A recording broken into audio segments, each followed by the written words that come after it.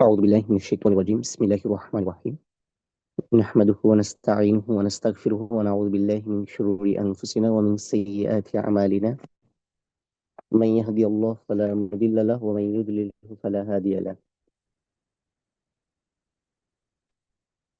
رب اشرح لي صدري ويسر لي أمري واحلل عقدة من لساني يفقهوا قولي ربي يسر ولا تعسر وتمم علينا بالخير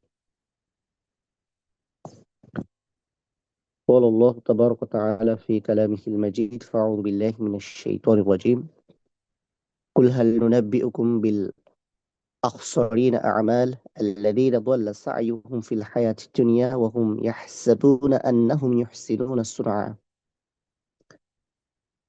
সূরা আল কাহাফের মধ্যে আল্লাহ সুবহানাহু ওয়া তাআলা বলছেন যে আমি কি তোমাদেরকে সেই সব মানুষদের ব্যাপারে সংবাদ দিব না যারা কর্মের দিক থেকে খুবই ক্ষতিগ্রস্ত।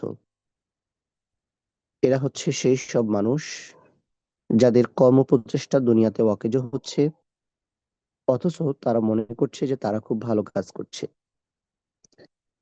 রাসূল করিম সাল্লাল্লাহু আলাইহি ওয়াসাল্লাম বলছেন আন আলী রাদিয়াল্লাহু তাআলা قال قال رسول الله صلى الله عليه وسلم من أحدث حدثا أو أوى محدثا فعليه لعنة الله والملائكة والناس أجمعين। সুনানে আবু দাউদ এবং সুনানে নাসাই শরীফে বর্ণিত এই হাদিসের মধ্যে বলা হচ্ছে যে ব্যক্তি বিদআত তৈরি করলো অথবা কোনো বিদআতকে আশ্রয় দিল, এই সমস্ত ব্যক্তির উপরে আল্লাহ, ফেরেশতা এবং সমস্ত বিশ্ব মানুষের অভিশাপ, লানত। অসংখ্য হাদিসে আল্লাহ রসুল সাল্লাল্লাহু আলাইহি ওয়াসাল্লাম এই বিষয়গুলো আলোচনা করেছেন। আমরা সবাই কমনলি এটা জানি এবং বিশ্বাস করি যে মানুষ এর সবচেয়ে বড় এবং প্রকাশ্যে শত্রু হলো শয়তান। বিশেষ করে মানুষকে জান্নাতের পথ থেকে জাহান্নামের পথে নিয়ে যাওয়াই শয়তানের সবচেয়ে বড় লক্ষ্য। মানুষের কাছে যখন সে যায় তখন তার মূল উদ্দেশ্য থাকে মানুষকে ঈমান হরণ করা, মানুষকে ঈমানহীন করে ফেলা। এই ষড়যন্ত্র যখন সে করতে ব্যর্থ হয় তখন সে একটা মানুষকে নেক আমল থেকে বিমুখ করতে চেষ্টা করে। যদি সেটাও করতে সে ব্যর্থ হয় তাইলে ব্যক্তি যেই নেক আমলগুলো করেছে এগুলো কিভাবে নষ্ট করে দেওয়া যায়, কিভাবে বাতিল করে দেওয়া যায়, সে এই চেষ্টা করতে থাকে। মানুষ নেক আমল করে না, কিন্তু ভয়ঙ্কর একটা বিষয় হলো যে কোনো মানুষ অনেক কষ্ট করে হয়তো কিছু নেক আমল করেছে, এই নেক আমলগুলো বরবাদ করে দেওয়ার জন্য, এই নেক আমলগুলো নষ্ট করে দেওয়ার জন্য শয়তানের সবচেয়ে নিকৃষ্ট পন্থা হইল মানুষকে বিদআতের সাথে সম্পৃক্ত করা। অর্থাৎ শয়তান আমাদেরকে নিয়ে বিভিন্ন রকম প্ল্যান পরিকল্পনা তৈরি করে, লক্ষ্য নির্ধারণ করে। সে যদি কোনো লক্ষ্য অর্জনে ব্যর্থ হয় তখন সে বিকল্প চেষ্টাটা করে। অর্থাৎ সে তার চূড়ান্ত লক্ষ্যে যখন পৌঁছাতে পারে না তখন মানুষকে আংশিক ক্ষতিগ্রস্ত করার একটা চেষ্টা করে। বিদআতটা কি সেটা নিয়ে আমরা আলোচনা করব নিশ্চয়। বেসিক্যালি সুন্নাহ এর বিপরীত বিষয়গুলোকেই আমরা বিদআত হিসেবে আইডেন্টিফাই করি। একজন মুসলিম তার জীবনের প্রতিটি ক্ষেত্রে রাসূল করিম সাল্লাল্লাহু আলাইহি ওয়াসাল্লামকে অনুকরণ এবং অনুসরণ করবে, এটা হচ্ছে তার ঈমানের দাবি, দ্বীনের দাবি। কিন্তু বিদআত এই কাজে ব্যাঘাত তৈরি করে, ব্যত্যয় ঘটায়। কোনো মানুষ যখন বিদআতের সাথে নিজেকে সম্পৃক্ত করে ফেলে, শয়তান তখন বিদআতের কাজগুলোকে তার সামনে অনেক বেশি আকর্ষণীয় করে উপস্থাপন করে। উদ্দেশ্য কি? সে যেন বিদআত করতে খুব বেশি মজা পায়। আমরা অনেক সময় দেখেছি, আপনারাও খেয়াল করলে দেখবেন যে মানুষ যখন গীবত করে, পরনিন্দা বা পরচর্চা করে, শয়তান সেখানেও এক বিশেষ ধরনের আগ্রহ এবং আনন্দ তৈরি করে দেয়, যাতে করে যে বিদাত সরি যে যে গীবত করে সেও উৎসাহিত হয়, অনুপ্রাণিত হয়, এবং যে শুনে সেও মজা পায়, ফলে সে তাল দিতে থাকে। মৌলিকভাবে বিদাতের ক্ষেত্রেও বিষয়গুলো এরকম। যখন মানুষ বিদাতের সাথে সম্পৃক্ত হয়ে যায় তখন সে সহিহ সুন্নাহর অনুকরণ এবং অনুকরণের যেই স্বাদ বা যেই তৃপ্তি, সেগুলো তার কাছ থেকে ধীরে ধীরে নষ্ট হয়ে যায়। ফলে সুন্নাহ অনুকরণ এবং অনুসরণ তার জন্য কঠিন হয়ে যায়, এবং সুন্নাহ আমলের যেই স্বাদ, যেই তৃপ্তি, সেটি সে হারিয়ে ফেলে। বিদআত এমন একটা অপরাধ, যে অপরাধের শাস্তি বা যে অপরাধের পরিণতি, এগুলো নিয়ে সাধারণত মুসলমানদের মধ্যে কোনো দ্বিমত নাই। সমস্যাটা হলো, একজন বিদআতি ব্যক্তি এমনকি চরম লেভেলে পৌঁছে যায় যখন সে তার বিদআতের মধ্য দিয়ে, তখন সে এর পরেও নিজেকে বিদআতি স্বীকার করতে চায় না। বিভিন্ন পন্থায়, বিভিন্ন ক্রাইটেরিয়ায়, বিভিন্ন তথ্য ইনফরমেশন অথবা মিসআন্ডারস্ট্যান্ডিং এর মাধ্যমে সে মানুষকে বোঝাতে চায় যে সে যেটা করছে এটা শরীয়তে জায়েজ আছে, এটা মুস্তাহাব, এটা নফল। অথবা সে মানুষকে এটা উপলব্ধি করাতে চায় সে যেটা করছে সেটা রাসূল সাল্লাল্লাহু আলাইহি ওয়াসাল্লামের নির্দেশনার আলোকেই করছে। অর্থাৎ একজন বিদআতি সে বিদআতি পরিচয় দিয়ে বিদআত করে না, বরং মুমিন মুসলিম পরিচয় দিয়ে বিদআত করে। ফলে সমস্যাটা হলো যে একজন মানুষ কুফরি, শিরকি সম্পর্কে জানার জন্য বা নেফাকি সম্পর্কে জানার জন্য সেগুলো সংস্পর্শে যায় না, কিন্তু নেক্সট সূরাতে বিদআতের সাথে সম্পৃক্ত হওয়ার কারণে মানুষ হয়তো অনেক সময় এটা রিয়েলাইজ করে না, উপলব্ধি করে না যে সে ভয়ঙ্কর এক বিদআতের মধ্যে নিজেকে সম্পৃক্ত করে ফেলেছে। তাহলে মানুষ স্বীকার করুক আর না করুক, যেই আমলের কথা, যেই কাজের কথা কোরআনে আল্লাহ সুবহানাহু ওয়া তাআলা বলেন নাই, রাসূল করিম সাল্লাল্লাহু আলাইহি ওয়াসাল্লাম হাদিসে সুস্পষ্টভাবে উল্লেখ করেন নাই, অথবা সহিহ সুন্নাতে যে আমলটির ব্যাপারে কোনো নির্দেশনা নাই, রাসূল করিম সাল্লাল্লাহু আলাইহি ওয়াসাল্লাম সাহাবায়ে কেরামদের জীবনে এগুলোর প্রতিফলন দেখা যায় নাই, এই ধরনের কাজগুলো যদি আমরা করা শুরু করি, সেটা যত সুন্দর হোক, সেটা যত আকর্ষণীয় হোক না কেন, শরীয়তে এগুলো কখনোই নেক আমল হিসেবে গণ্য হবে না, গণ্য হওয়ার কোনো সুযোগ নাই। বরং শয়তান আমাদের মানবিক দুর্বলতার সুযোগ নিয়ে মানুষকে বিদআতের মধ্যে লিপ্ত করেছে। মানুষ হয়তো, বিশেষ করে আমরা যারা দিনকে আপনারা শুনে শুনে পালন করি, হ্যাঁ, আমাদের দেশে একটা কমন থিওরি আছে, সেটা হইলো সবাই শুনে শুনে মুসলমান। হ্যাঁ, চায়ের দোকানে আপনি আড্ডার মধ্যে যাবেন, সেখানেও দেখবেন যে মানুষ ইসলাম নিয়ে অনেক বড় বড় কথা বলছে। ব্যক্তিগতভাবে সে সূরা ফাতিহাটাও শুদ্ধ করে বলতে পারবে না। ঠিক এভাবে করে আপনি খেয়াল করে দেখবেন যে আমাদেরও যাদের মিনিমাম বেসিক নলেজ নাই দিন ইসলাম সম্পর্কে, তারা একটা বড় বিষয়ে, জটিল বিষয়ে কমেন্টস করে বসে আছে। এটার পেছনে কারণ কি? কারণ হইল যে আমরা শুনেছি, আমরা আমল করেছি, আবার আমরা বলছি, অন্যরা শুনছে।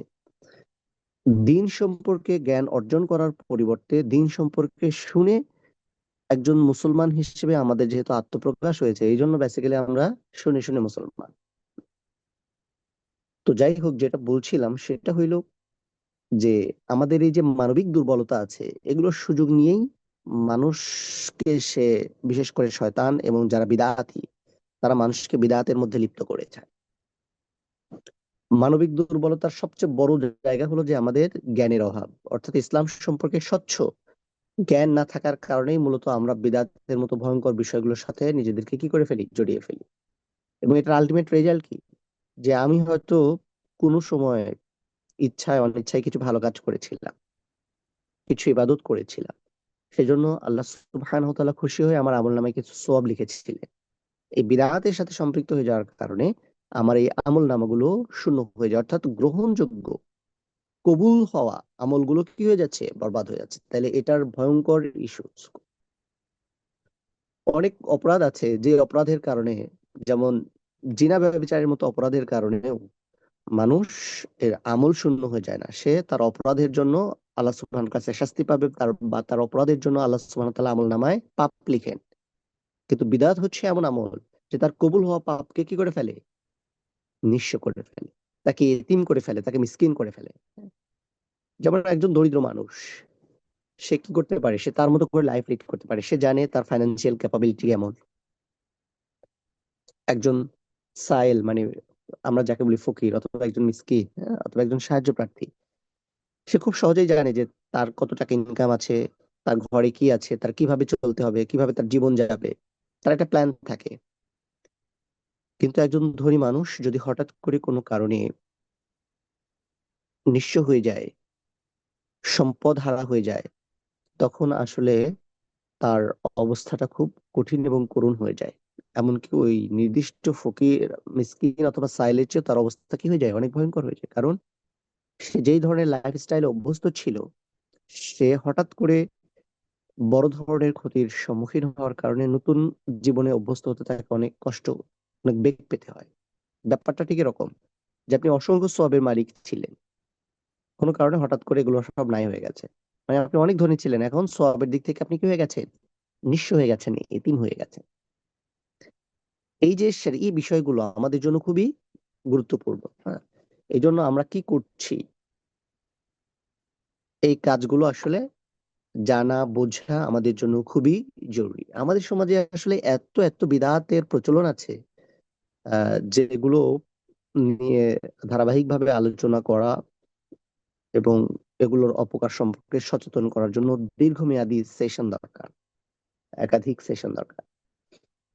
তো মূল কথা হইলো, শিরক মুক্ত ঈমান এবং বিদআত মুক্ত আমল, এইটা হচ্ছে আমাদের জীবনের জন্য গুরুত্বপূর্ণ। হ্যাঁ, আপনি অল্প আমল করেন, কোনো সমস্যা নাই, আপনি গুনাহ মুক্ত জীবন মেইনটেইন করেন। এটা হচ্ছে মানুষের, বিশেষ করে ইমানদারদের জন্য লাইফস্টাইলের ক্ষেত্রে সবচেয়ে বেস্ট প্যাটার্ন। তাইলে আমাদের ইমান হইতে হবে শিরক মুক্ত, আর আমল হইতে হবে বিদআত মুক্ত। এটা মনে রাখতে হবে। হুম, যে মানুষের ইমান যদি অনেক সচ্ছা হয়, কিন্তু সেখানে যদি একটু শিরকের মিশ্রণ থাকে, তাইলে তার জান্নাতে যাওয়ার রাস্তা চিরতরে বন্ধ। কেমন, যে মানুষের সাচ্চা ইমান, ইমানের জোরে সে জিহাদের ময়দানে ঝাঁপিয়ে পড়ছে, ইমানের জোরে মানুষকে তুলোধুনা করে ফেলছে, বকাঝকা করে অস্থির করে ফেলছে। এই ইমানের মধ্যে যদি বিন্দুমাত্র শিরক এর মিশ্রণ থাকে, তাহলে তার জান্নাতে যাওয়ার রাস্তা চিরতরে বন্ধ। ঠিক একইভাবে মানুষ যে আমল করে, সেই আমলের মধ্যে যদি বিদআত প্রবেশ করে, এই বিদআত প্রবেশ করার সাথে সাথে তার আমলগুলো আর ইফেক্টিভ থাকে না। তার আমলের যেই ইম্প্যাক্ট, সেটা তো থাকেই না, বরং বহু কষ্ট করে অর্জন করা প্রিভিয়াস আমলগুলো আস্তে আস্তে কি হইতে থাকে, শূন্য হইতে থাকে।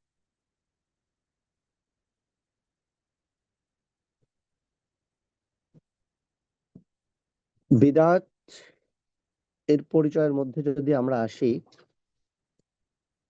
বিশেষ করে আরবিতে বিদআহ শব্দটা বা দাল আইন, এই রুট ওয়ার্ড থেকে আসছে। এর অনেকগুলো অর্থ হইতে পারে। শাব্দিক অর্থ হইল মা উহদিসা আলা গায়রি মিসালিন সাবিক। বিদআত হচ্ছে এমন জিনিস যেটা পূর্বের কোনো নমুনা ছাড়া তৈরি করা হয়েছে। আল আমরুল্লাযী ইউফআলু আউয়ালান, বিদআত হচ্ছে এমন কাজ যা প্রথম করা হয়। কোরআনে আল্লাহ সুবহানাহু ওয়া তাআলা বলছেন বাদিউস সামাওয়াতি ওয়াল আরদ। সূরা বাকারার ১৭৭ নম্বর আয়াতে আল্লাহ সুবহানাহু ওয়া তাআলা বলছেন যে আকাশ এবং জমিনের তিনিই সর্বপ্রথম সৃষ্টিকারী। কোরআনে আরো বলা হচ্ছে কুল মা কুনতা বিদআম মিনার রুসুল, হে নবী আপনি বলে দিন আমি নতুন কোন রসুল নই, আমার আগে আরো অসংখ্য রসুল এসেছে।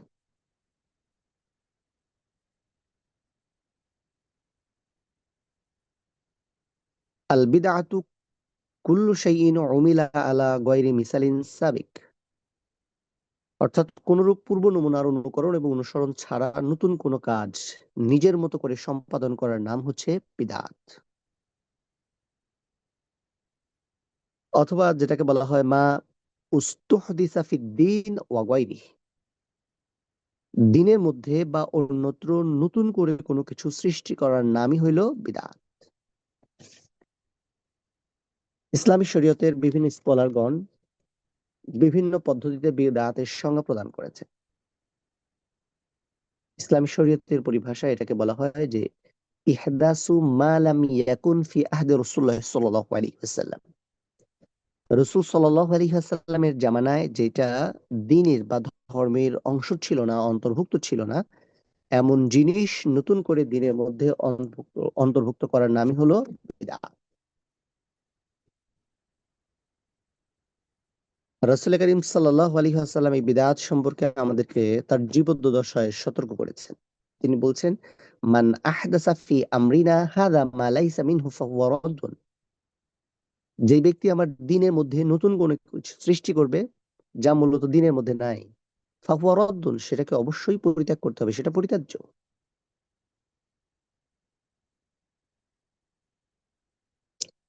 বুখারী শরীফের হাদিসের মধ্যে বলা হচ্ছে,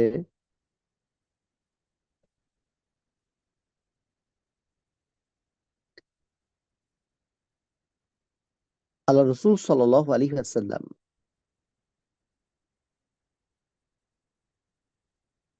এবং সাহাবায়ে কেরামের জামানায় যা ইবাদত হিসেবে গণ্য করা হইতো না, এমন কোন নতুন কাজকে ইবাদত মনে করে যে কাজটা করা হয় বা যে আমলটা করা হয় সেটার নামই হলো বিদআত।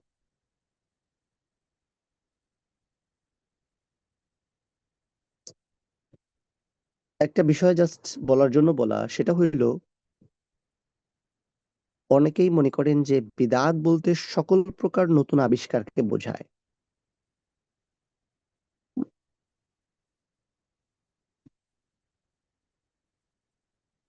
কিন্তু বিদআতের ক্ষেত্রে শাব্দিক বিদআত এবং শারঈ বিদআত এটা ভিন্ন জিনিস। অর্থাৎ শব্দগতভাবে, যেমন আমি যদি উদাহরণ হিসেবে বলি যে সলাৎ শব্দটার অনেকগুলো অর্থ আছে, কখনো দোয়া, কখনো ইস্তেগফার, কখনো রহমা, কখনো দরুদ, হ্যাঁ, ইত্যাদি অর্থে সলাৎ শব্দটা ব্যবহার করা হয়। এগুলো হলো এই সলাৎ শব্দের আবিধানিক অর্থ। এগুলো দিয়ে বিদআত আইডেন্টিফাই করা যায় না। কিন্তু সলাহ বলতে আমরা কি বুঝি? সলাহ বলতে আমরা বুঝি যে নির্দিষ্ট ইবাদত, এটাকে নামাজ হিসেবে আমরা চিনি। কেমন? তো কোনো শব্দকে বা কোনো পরিভাষাকে শব্দগতভাবে ব্যাখ্যা করে বিদআতের দিকে ইন্ডিকেট করা যায় না, বরং পারিভাষিক অর্থেই সাধারণত বিদআত গুলোকে কি করা হয়, নিরূপণ করা হয়। পৃথিবীতে যত নতুন শব্দ আছে শাব্দিকভাবে এসবই কি বিদআত। কিন্তু আমরা যে বিদআত নিয়ে আলোচনা করছি এটা হচ্ছে আমলগত ইস্যু। আমলগত ইস্যু মনে রাখতে হবে, ইবাদত এবং উপকরণ দুটো আলাদা জিনিস। বিদআতের আলোচনার পূর্বে এই বিষয়টি আমাদের নিশ্চিত হইতে হবে। একটা হচ্ছে ইবাদত আর একটা হচ্ছে উপকরণ।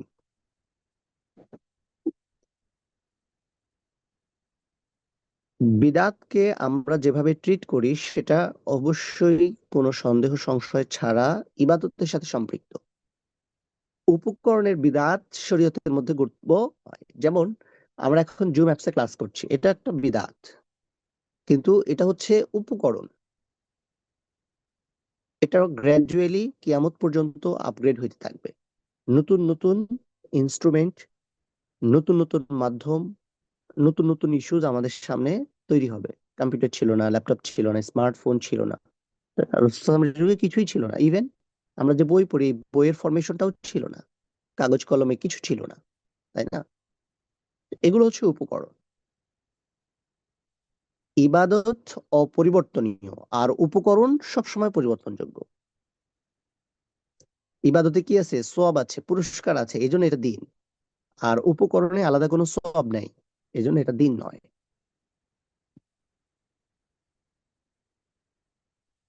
যেমন হজ, এটা করা কি ইবাদত। হজের মধ্যে যতগুলো বিধান আছে এগুলো সব আল্লাহ সুবহানাহু ওয়া তাআলা কুরআনুল কারীমে এবং রাসূল করিম সাল্লাল্লাহু আলাইহি ওয়াসাল্লাম হাদিসের মধ্যে আমাদের জন্য স্পষ্টভাবে বর্ণনা করেছেন। কিন্তু এই হজ করতে যাওয়ার যেই বাহন, কখনো ঘোড়া, কখনো উট, কখনো গাড়ি, কখনো বিমান, কখনো হেলিকপ্টার, কখনো জাহাজ, হ্যাঁ, এগুলো কালের পরিক্রমায় পরিবর্তন হয়েছে। এগুলো দিনের অংশ নয়। সুতরাং উপকরণ কখনো বিদআত হয় না। আর সওয়াবের নিয়তে কেউ কখনো উপকরণ ব্যবহারও করে না।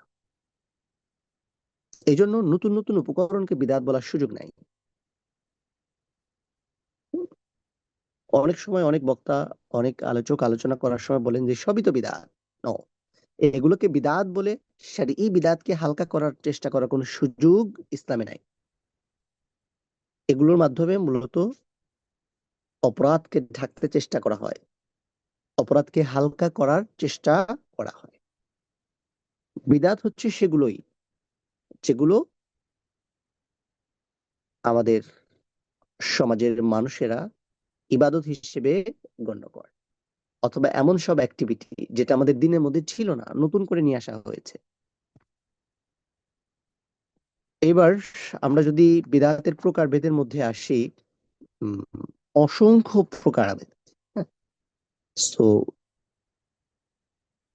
এই যে অসংখ্য যেই প্রকারভেদগুলো আছে, এই প্রকারভেদগুলো যদি আমি একাডেমিক্যালি আলোচনা করতে যাই তাহলে দীর্ঘ সময় চলে যাবে। জাস্ট আমি শুনে রাখার জন্য বলি। একটা হইলো আল বিদআত আল ইতিকাদিয়া, বিশ্বাসগতভাবে বিদআত; বিদআতে আমালিয়া, কর্মগত বিদআত; বিদআতে হাসানা, বিদআতে সাইয়্যা, হ্যাঁ, যেটাকে কেউ কেউ উত্তম বিদআত বলেন, নিকৃষ্ট বিদআত বলেন। এরপরে বিদআত লিদ্দিন, একটা হলো দিনের প্রয়োজনে বিদআত, আর একটা হলো আল বিদআতু ফিদ্দিন, দিনের মধ্যে বিদআত। আর একটা হচ্ছে বিদআত আল ওয়াজিবিয়া, জরুরি বিদআত। আর একটা হচ্ছে আল বিদআত আল মুবাহা, যেটাকে জায়েজ বিদআত বলে অনেকেই উল্লেখ করেছে। তারপরেও আরো আছে আল বিদআত আল মুহাররামা, নিষিদ্ধ বিদআত; আল বিদআহ আল মাকরুহা, বা অপছন্দনীয় বিদআত।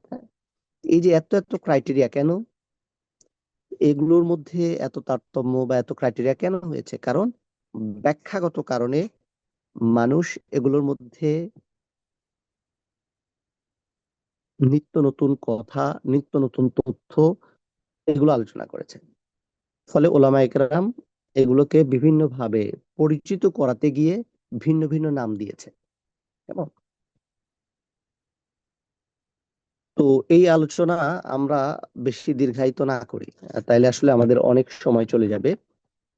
তো বিদআতের এই যে প্রকারভেদ গুলো আছে, এর মধ্যে আপনার সবচেয়ে নিকৃষ্ট হইল আল বিদআত আল ইয়াতেকাদিয়া, অর্থাৎ বিশ্বাসগতভাবে বিদআত। বিশ্বাসগত বিদআতের মধ্যে কিছু বিষয় আসতে পারে, যেরকম বসরার একজন আলেম হিসেবে পরিচিত ছিলেন যার নাম ছিল মাবাদ আল জুহানি। তিনি এটা বিশ্বাস করতেন না যে তাকদীর আগে থেকে লিখা থাকে। তিনি বলতেন আল্লাহ কদার ওয়া আন্নাল আমারা উনুফ, তাকদীর বলতে কিছু নাই এবং প্রত্যেক কাজ হঠাৎ করে সংঘটিত হয়। অথচ সে কোরআন তেলাওয়াত করে, দিন সম্পর্কে জ্ঞান অর্জন করে। আব্দুল্লাহ ইবনে ওমর রাদিয়াল্লাহু তাআলা আনহু তার ব্যাপারে বললেন, ফাইদা লাকিতা উলাইকা ফাআখবিরহুম আন্নী বারিউম মিনহুম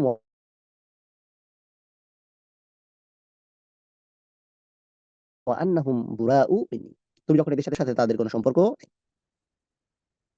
হাদিসের মধ্যে আসছে যে আন ইবনে ওমর জাআহু রাজুলুন ফাকালা ইন্না ফুলানান ইউকরিউ আলাইকা আসসালাম ফাকালা ইন্নাহু ক্বাদ বালাগানি আন্নাহু ক্বাদ আহদাসা ফাইন কানা ক্বাদ আহদাসা ফালা তুকরিউহু মিন্নি সালাম। অমুক আপনাকে সালাম দিয়েছে। হযরত আব্দুল্লাহ ইবনে ওমর রাদিয়াল্লাহু তাআলার কাছে বলা হলো। ওমর রাদিয়াল্লাহু তাআলা উত্তরে বললেন যে আমার কাছে খবর এসেছে সে নাকি বিদআত তৈরি করছে। যদি তাই হয় তাইলে তার কাছে আমার সালাম পৌঁছাবে না। অর্থাৎ সহজে বোঝা যায় যে বিদআতীদের সাথে সম্পর্ক ছেদের ঘটনা, এমনকি বিদআতীর সালাম নিতে অস্বীকার করেছেন হযরত আব্দুল্লাহ ইবনে ওমর রাদিয়াল্লাহু তাআলা। এর বাইরে মোমবাতি জ্বালানো, বিভিন্ন প্রেক্ষাপটে মানুষ কি করে? মোমবাতি জ্বালায়। হ্যাঁ, বিভিন্ন দিবসে মোমবাতি জ্বালায়, অথচ তারা মুসলিম পরিবারের সদস্য। দেশের বিভিন্ন জাতীয় দিবস থেকে শুরু করে বিভিন্ন উপলক্ষে এক শ্রেণীর মানুষ আছে যে কোনো জায়গায় মোমবাতি জ্বালায়। ইভেন কখনো কখনো কাউকে মাজারেও ভিন্ন ভিন্ন উদ্দেশ্যে মোমবাতি জ্বালাতে দেখা যায়। মোমবাতি জ্বালানো মানে নট লাইক এরকম যে আপনার বাসায় অন্ধকার হয়ে গেছে, কারেন্ট নাই, জেনারেটর নষ্ট হয়ে গেছে, আপনি এই সময় কি করবেন? লাইট অথবা মোমবাতি। এটা একটা ডিফারেন্ট কেস। মোমবাতি জ্বালায় কল্যাণের উদ্দেশ্যে, ভিন্ন উদ্দেশ্যে। কবরকে সজ্জিত করা, কখনো কখনো আতর গোলাপ দিয়ে সুগন্ধময় করে কবরস্থ ব্যক্তির রুহানি দোয়া পাওয়া যাবে এটা মনে করা। এরপরে মানুষের জীবনে বিপদ এসছে, মানুষের জীবনে কি এসছে? বিপদ এসছে। বিপদ থেকে পরিত্রাণের জন্য পাগলা বাবার মাজারে চলে যাওয়া, বিভিন্ন দরবারে চলে যাওয়া, সেখানে মৃত ব্যক্তির কাছে সাহায্য চাওয়া।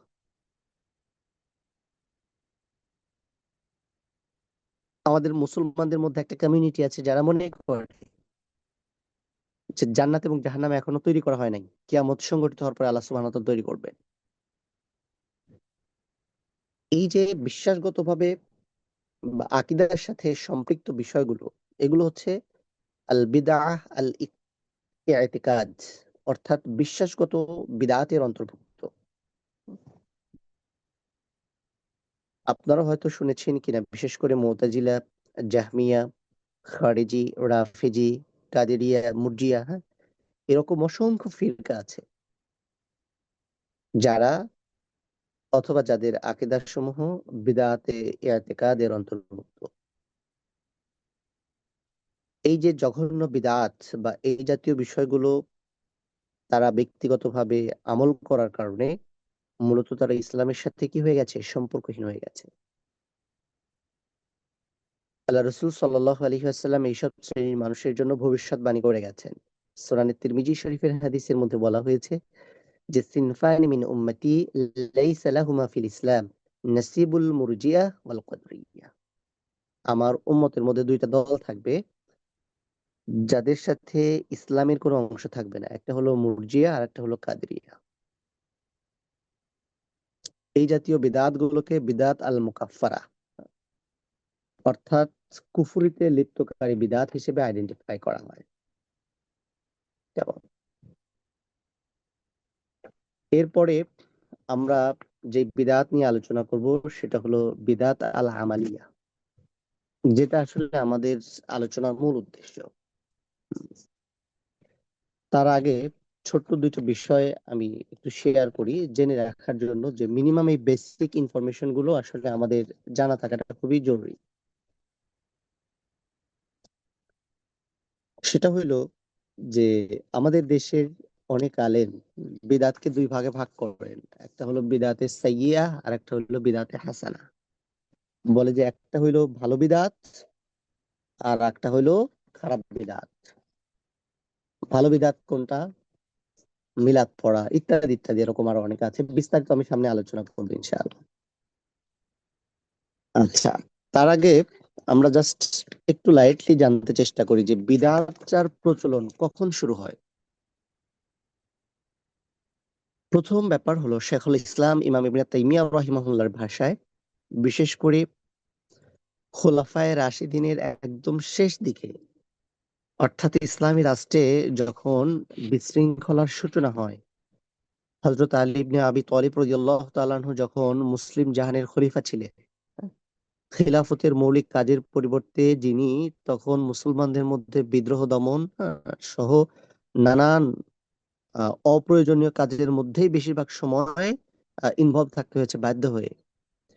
এই সময়টাতে মুসলমানদের মধ্যে আপনার ব্যাপক বিশৃঙ্খলা তৈরি হয়। তো বিশেষ করে আকীদা এবং আমলের ক্ষেত্রে অধিকাংশ বিদআতের প্রকাশ এই সময়টাতে হয়েছে। এই সংবাদ আল্লাহ রসুল সাল্লাল্লাহু আলাইহি ওয়াসাল্লাম তার জীবদ্দশায় তিনি আমাদেরকে প্রদান করেছেন এবং বিদআত থেকে মুসলিম জাতিকে তিনি সতর্ক করেছেন। আল্লাহ রসুল সাল্লাল্লাহু আলাইহি ওয়াসাল্লাম বলছেন, আলাইকুম বিসুন্নতি ওয়া সুন্নাতুল খুলাফায়ে আর রাশিদিন। তামাসসাকু বিহা ওয়া আদ্দু আলাইহা বিন নাওয়াহ ওয়া ইয়াকুম فإن كل محدثة بدعة وكل بدعة ضلالة وكل ضلالة في النار। আমার পরে তোমাদের মধ্যে যারা জীবিত থাকবে তোমরা দেখবে যে তাদের মধ্যে অনেক ধরনের ইখতিলাফ তৈরি হচ্ছে। সুতরাং তোমরা সে সময় আমার এবং খোলাফায়ে রাশিদার সুন্নাহকে আঁকড়ে ধরবে। ওয়া ইয়াকুম ওয়া মুহদাসাত আল উমুর, তোমরা দিনের মাঝে নতুন বিষয় আবিষ্কার করা থেকে দূরে থাকবে, কারণ প্রত্যেক নতুন বিষয় হলো বিদআত, আর প্রত্যেক বিদআতই হলো ভ্রষ্টতা, আর প্রত্যেক ভ্রষ্টতার মানুষকে জাহান্নামে নিয়ে যাবে। তাইলে খুব সহজেই আমরা রিয়েলাইজ করলাম বা উপলব্ধি করলাম যে বিদআতের যে সূচনা সেটা আসলে কখন হয়েছে। এরপরে বিদআত কোন জায়গাগুলো থেকে সম্প্রসারিত হয়েছে এটা নিয়ে যদি আমরা আলোচনা করি, তাহলে আমরা দেখব যে রাসূল করিম সাল্লাল্লাহু আলাইহি ওয়াসাল্লামের সাহাবাগণ তাদের জীবদ্দশায় স্পেসিফিক ভাবে বেশ কিছু শহরে বসবাস করতেন।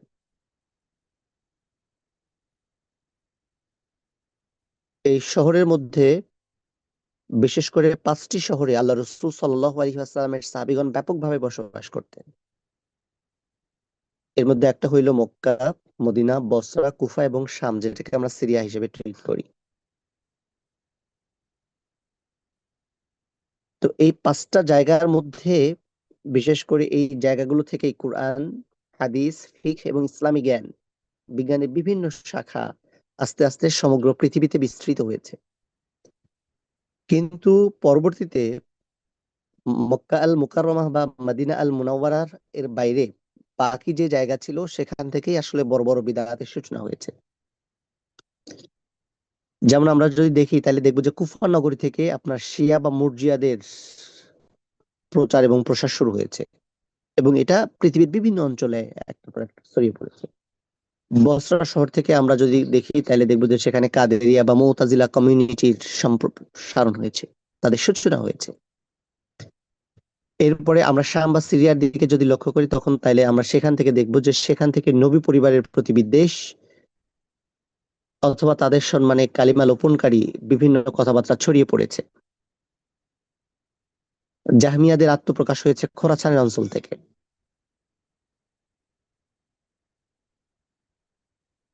উসমান রাদিয়াল্লাহু তাআলা আনহুর শাহাদাত বরণের পরপরই বেসিক্যালি খারিজি সম্প্রদায় এবং তাদের বিদআত সমূহের উৎপত্তি এবং ক্রমবিকাশ শুরু হয়। তবে রাসূল করিম সাল্লাল্লাহু আলাইহি ওয়াসাল্লামের শহর মদিনাতুন নবী অর্থাৎ মদিনা আল মুনাওয়ারা থেকে এই জায়গাটা বিদআত থেকে সম্পূর্ণ মুক্ত ছিল। যদিও কিছু কিছু মানুষ মদিনাতে অবস্থান করেও আপনার গোপনে কিছু বিদআতি আকীদা পোষণ করত, কিন্তু তারা খুবই অপমানিত অবস্থায় মদিনাবাসীদের সাথে বসবাস করত।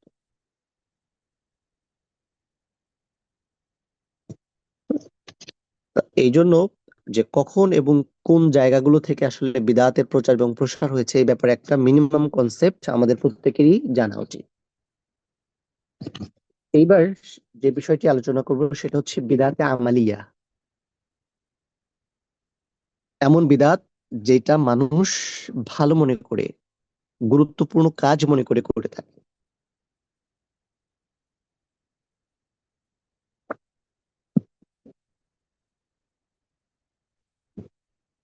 এই দৃষ্টিকোণ থেকে বিদআত গুলোকে বেশ কিছু ক্লাসিফিকেশনের মধ্যে নিয়ে আসা হয়। এর মধ্যে একটা হলো বিদআতে হাসানা।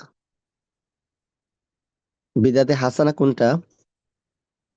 যদিও বিদআতে হাসানা এই টার্মটা ব্যবহার করে অসংখ্য মানুষকে আপনার বিদআতের দিকে নিয়ে যাওয়ার রাস্তা তৈরি হয়, বাট কিছু কিছু ইস্যুজ আছে যেগুলোর ভিত্তি বা দলিল শরীয়তের মধ্যে আছে, কিন্তু রাসূল সাল্লাল্লাহু আলাইহি ওয়াসাল্লামের ওই যুগে সেগুলো করার প্রয়োজন হয় নাই, কিন্তু এগুলোর ভিত্তি বা দলিল শরীয়তে আছে, নতুন না। দিনের প্রয়োজনে সেগুলো উদ্ভাবন করা হয়েছে, যেমন জামাতের সাথে তারাবির নামাজ পড়া, যে রাসূল করিম সাল্লাল্লাহু আলাইহি ওয়াসাল্লামের যুগে এটা দেখা যায় নাই। কিন্তু হযরত উমর ইবনে খাত্তাব রাদিয়াল্লাহু তাআলার সময় এটা করা হয়েছে।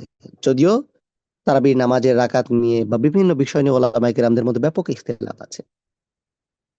এরপরে হলো মাদ্রাসা তৈরি করা, হাদিসের কিতাব সংকলন করা, হ্যাঁ? এই যে কাজগুলো, এগুলোর শারঈ নির্দেশনা আছে আগে থেকেই। কিন্তু রাসূল করিম সাল্লাল্লাহু আলাইহি ওয়াসাল্লামের সময় এগুলো প্রচলন ছিল না।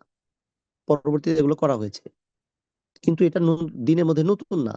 এগুলোর ব্যাপারে দলিল কুরআন এবং হাদিসে আছে। আর বিদআতে সাইয়্যিআহ কোনগুলো? দ্বীন মনে করে এমন ইবাদত করা যেটা রাসূল সাল্লাল্লাহু আলাইহি ওয়াসাল্লাম এবং খোলাফায়ে রাশেদিনের সময় দ্বীনের মধ্যে অন্তর্ভুক্ত ছিল না। যেটা আমলের অন্তর্ভুক্ত ছিল না। যেমন এখনকার দিনে আমরা যেই ট্র্যাডিশনালি ঈদে মিলাদুন্নবী পালন করি, তাই না? যে অথবা আপনার এই যে ১০ই মুহররম আশুরার দিনে আমরা যেই কিছু রিচুয়ালস তৈরি করছি, অথবা এই যে মিলাদ পড়া, তাই না? এগুলোকে মানুষ কি করে? ইবাদত মনে করে। এগুলোকে মানুষ দ্বীন মনে করে। কিন্তু এইটা রাসূল করিম সাল্লাল্লাহু আলাইহি ওয়াসাল্লামের সময়ে বা সাহাবায়ে কেরামদের সময়ে ছিল না। নতুন করে এটা শুরু করার পেছনে কি কারণ? তো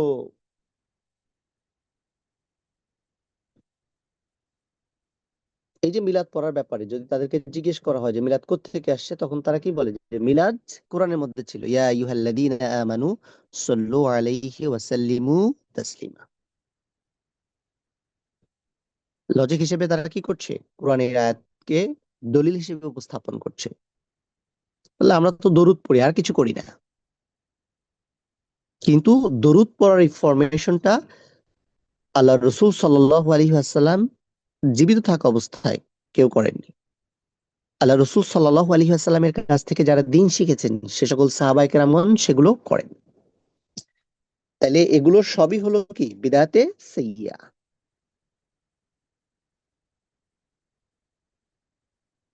বিদআতে হাসানা যেটা বললাম, এটার আরেকটা নাম হলো বিদআত লিদ্দীন, দ্বীনের জন্য বিদআত। যেমন মাদ্রাসা তৈরি করা, এটা দ্বীনের জন্য জরুরি। কোরআন হাদিসের বই প্রকাশ করা, এটা দ্বীনের জন্য জরুরি। এটা রাসূল সাল্লাল্লাহু আলাইহি ওয়াসাল্লামের সময় ছিল না, কিন্তু এই ব্যাপারে নির্দেশনা দেওয়া আছে যে বাল্লিগু আন্নী ওয়ালাউ আয়া। যে কোনো ফরমেশনে দ্বীন অন্যদের কাছে কি করো? পৌঁছে দাও। সেটা লেখনীর মাধ্যমে হতে পারে, সেমিনার সিম্পোজিয়ামের মাধ্যমে হতে পারে, হালাকার মাধ্যমে হতে পারে, মাহফিলের মাধ্যমে হইতে পারে। শীত আসছে, বাংলাদেশের আনাচে কানাচে বিভিন্ন মাহফিল হবে। সো দিন পৌঁছানোর জন্য এটাও গুরুত্বপূর্ণ একটা মাধ্যম।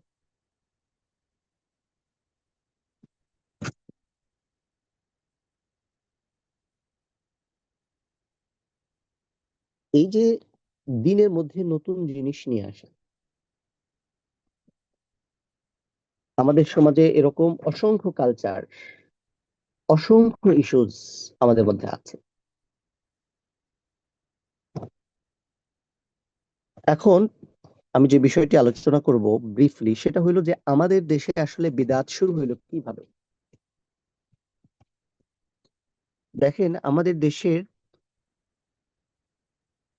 ইসলাম প্রবেশের ইতিহাস নিয়ে যদি আমরা সংক্ষিপ্তভাবে একটু বলতে চেষ্টা করি, যে এই দেশে ধারণা করা হয় যে ৩ জন সাহাবীর আগমন হয়েছে, যারা এই দেশে আসলে দ্বীন প্রচার করার জন্য আসেননি, বরং ব্যবসায়িক কাজে বিভিন্ন জায়গায় যাওয়া অথবা দ্বীন প্রচারের জন্য বিভিন্ন জায়গায় যাওয়ার মাঝখানে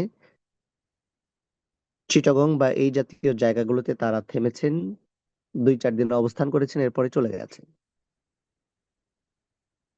তো বেসিক্যালি এই দেশে ইসলাম এসেছে পীর মাশায়েখদের মাধ্যমে। তারা যখন এই দেশে ইসলামের প্রচার এবং প্রসার করেন, এই সময়টাতে এই দেশ মূলত একটা হিন্দু অধ্যুষিত দেশ ছিল।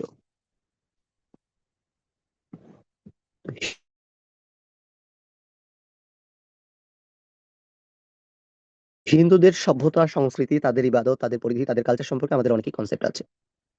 এইসব মানুষেরা যখন হিন্দু থেকে মুসলিম ধর্মে কনভার্ট হইলো, এই কনভার্ট হওয়ার সময় বা কনভার্ট হওয়ার পরে তারা ইসলামের মধ্যে অনেক রেস্ট্রিকশন দেখলো, অর্থাৎ ইসলামের মধ্যে তারা তেমন মজা অনুভব করতো না।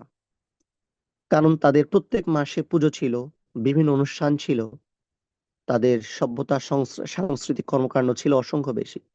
মুসলমান হয়ে যাওয়ার পরে তো তারা আসলে এগুলো কি করছে, মিস করছে।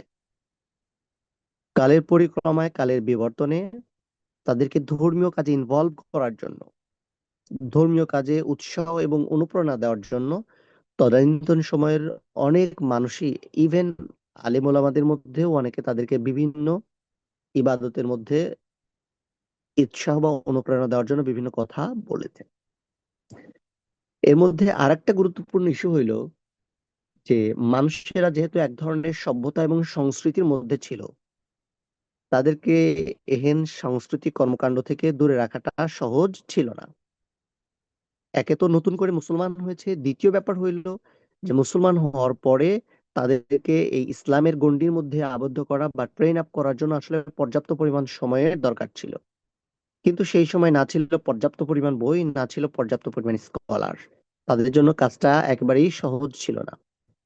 দ্বিতীয় জটিলতা হইল ভাষাগত এক বিরাট দুর্বলতা ছিল। অর্থাৎ যারাই আমাদের দেশে ইসলাম প্রচার এবং প্রসারে এসছেন, তারা কেউ ইয়েমেন থেকে এসছেন, কেউ ইরান থেকে এসছেন, কেউ বা ইরাক থেকে এসছেন, হ্যাঁ, এরকম আপনার ভিন্ন ভিন্ন দেশ থেকে আমাদের দেশে ইসলামের প্রচার এবং প্রসার করার কারণে এই দেশের মানুষের সাথে মিশে যাওয়ার জন্য ভাষাগত দুর্বলতাও এক ধরনের ইস্যুস ছিল। ফলে তারা অনেক সময় যেটা বলেছেন, মানুষেরা অনেক সময় তার উল্টো বুঝেছে। এরপরে তারা মানুষকে অনেক কাজ করতে বলেছেন, সেটাকে তারা পার্ট অফ কালচার হিসেবে আইডেন্টিফাই করতে চেয়েছেন, অথবা মানুষকে সাংস্কৃতিক কর্মকাণ্ডের মধ্যে নিয়ে আসতে চেয়েছেন। কিন্তু পরবর্তীতে বিভিন্ন ঘটনা, কারণ এবং অবস্থা প্রেক্ষাপটে এগুলো সব দিনের মধ্যে চলে এসেছে। এই যে আশুরা পালনের যেই ক্যাজুয়ালিটি আমাদের দেশে, বা এটার যে সেলিব্রেশন মেথোডোলজি বা পদ্ধতি আছে, এটা হচ্ছে এই ধরনের একটা ইস্যু। তারপরে ঈদে মিলাদুন নবী পালনের যে ব্যাপারটা, সেটিও মূলত এটারই একটা অংশ। যে মানুষ যেহেতু বিভিন্ন সাংস্কৃতিক কর্মকাণ্ডে অংশগ্রহণ করতে চাচ্ছিল, বা সাংস্কৃতিক কর্মকাণ্ডে অংশগ্রহণ করা তাদের জন্য তাদের স্বভাবগত বিষয় ছিল, সুতরাং তারা এই বিষয়গুলো নিয়ে ব্যাপক উন্মাদনার মধ্যে আগ্রহ উদ্দীপনার সাথে কাজ করত। এরপরে আমাদের দেশের বিদআতের আরেকটা বড় টার্ম কার্ড হইলো আপনার শবে বরাত, যেটাকে আমরা বলি লাইলাতুন নিসফু মিন শাবান। শাবান মাসের 15 তারিখ সামনে আসছে। তো এইটার মর্যাদা এবং কিছু ইস্যুস আপনার শরীয়তের মধ্যে অনুমোদন থাকার কারণে হালুয়া রুটি থেকে শুরু করে, বাড়িতে বাড়িতে মিলাদ পড়া থেকে শুরু করে, হ্যাঁ, বিভিন্ন প্রসিডিউর এটাকে সেলিব্রেট করার ইস্যুস ছিল। উদ্দেশ্য কি? যে মানুষ নিজেদেরকে এমন সব কাজে ইনভলভ করছে যেটাকে আসলে তারা তাদের সংস্কৃতির অংশ মনে করছে। কিন্তু এটা করতে গিয়ে যে তারা অপরাধ করছে, এই কনসেপ্টও তাদের সামনে ছিল না। কারণ তারা যখন এই কাজটা করেছে, তখন এটাকে তারা আমল, জান্নাতে যাওয়ার উপকরণ হিসেবে আমল করেছে। তারা অনেক আবেগ অনুভূতি দিয়ে পরিশ্রম করেছে, টাকা পয়সা খরচ করেছে, বিভিন্নভাবে এটাকে সেলিব্রেট করেছে।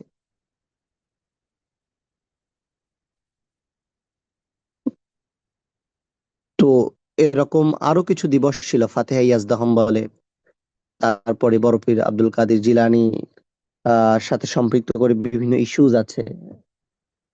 তো এরকম করে বিভিন্ন দিবসকে তারা উদযাপনের জন্য, সেলিব্রেট করার জন্য বেছে নেয়, এবং এমন সব কাজে নিজেদেরকে এনগেজ করে যেটা আসলে শরীয়তের সাথে কি সাংঘর্ষিক। এভাবেই আমাদের দেশের মানুষের মধ্যে আপনার ব্যাপকভাবে বিদআতের প্রচার এবং প্রসার শুরু। অর্থাৎ তারা এটাকে কালচার মনে করেছে, অ্যাক্টিভিটির পার্ট মনে করেছে, কিন্তু এভাবে করে দিনের মধ্যে এটা কি করে ছড়িয়ে পড়েছে।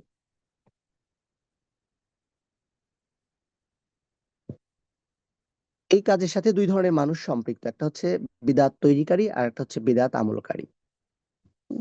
কেউ বিদআত তৈরি করে আর কেউ বিদআতের উপরে আমল করে। বিদআতের সবচেয়ে খারাপ দিক হইল যে বিদআত মানুষকে পর্যায়ক্রমে শিরক এবং কুফর পর্যন্ত নিয়ে যায়। কিন্তু এক্ষেত্রে আমাদের মনে রাখতে হবে যে বিদআত তৈরি করে এবং যে বিদআতের উপর আমল করে তারা দুজনেই সমান অপরাধী নয়। কিছু মানুষ আছে যারা বিদআত তৈরি করে, বিদআতকে ভালোবাসে, জেনে বুঝে বিদআতের উপর আমল করে এবং এটার প্রচার করাকে সওয়াবের কাজ মনে করে। আর কিছু মানুষ আছে যারা বিদআতকে ভালোবাসে না, কিন্তু অজ্ঞতার কারণে বিদআতের আমল করে। আবার অনেকেই আছে বিদআত মানে আমলটাকে বিদআত হিসেবে জানে কিন্তু পরিস্থিতির মধ্যে পড়ে যায়। যেমন ধরেন আপনি শুক্রবারে মসজিদে গেছেন, এখন সবাই মসজিদে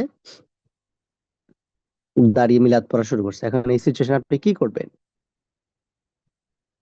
লোক লজ্জার ভয়ে, চক্ষু লজ্জার ভয়ে, বিদআতের অপকারিতা এবং তার ক্ষতিকর দিক সম্পর্কে না জানার কারণে একজন মানুষ হয়তো কি তাদের সাথে দাঁড়িয়ে গেল, হয়তো তো ইতস্ততায় ইত্যাদি ইত্যাদি কারণ।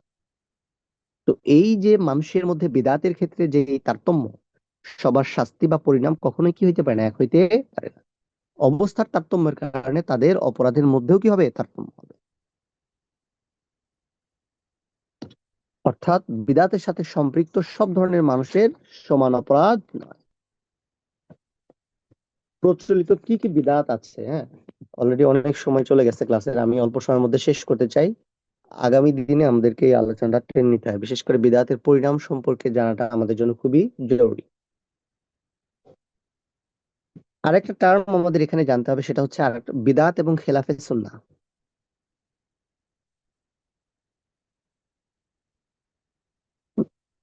কোনো কাজ সুন্নাহ মোতাবেক সম্পাদিত না হওয়া মানে এটা বিদআত, ব্যাপারটা এরকম নয়। আমাদের দেশের মানুষ অসংখ্য আমল করে, কিন্তু সেইটার রাইট ট্র্যাক বা রাইট ওয়ে বা রাইট মেথোডোলজি সম্পর্কে অনেক মানুষ জানে না। তার মানে এটা বিদআত না। এমন কিছু কাজ আছে যার দলিল হাদিসে নাই, এই জন্য কাজটা বিদআত। আবার এমন কিছু কাজ আছে যেটার দলিল হাদিসে নাই, সেটা বিদআত না, বরং সেটা খেলাফে সুন্নাহ। এবং অর্থাৎ কর্মপালন বা বর্জনের ক্ষেত্রে গুরুত্ব, পদ্ধতি, ক্ষেত্র, সময়, স্থান, এই যে বিষয়গুলো, এগুলো কোনো বিষয়ে সুন্নাতের বেশি কম বা ব্যতিক্রম করা হইলে সেটা সাধারণত কি হয়, খেলাফে সুন্নাহ হয়।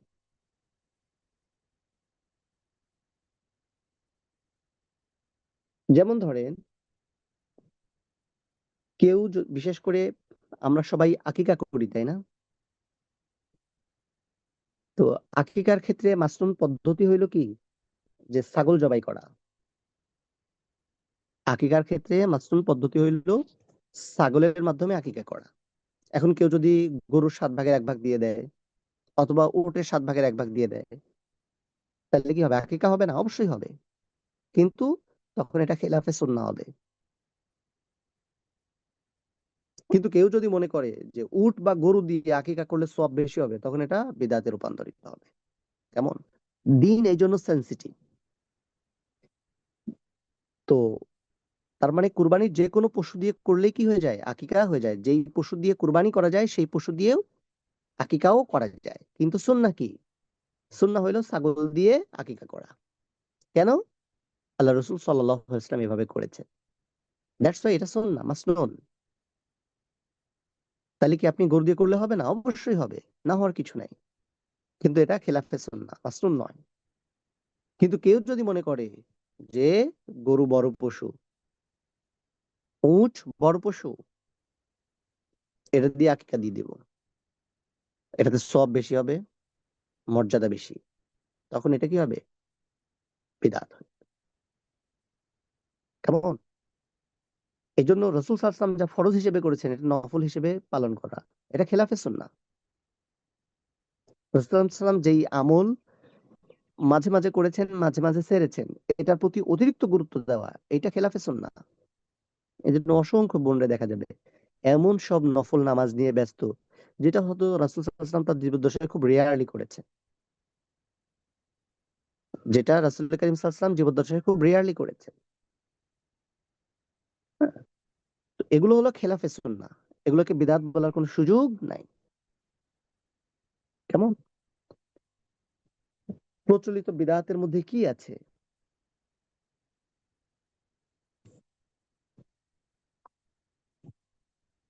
যেমন আমরা যদি গ্রামের মসজিদ এর দিকে খেয়াল করি,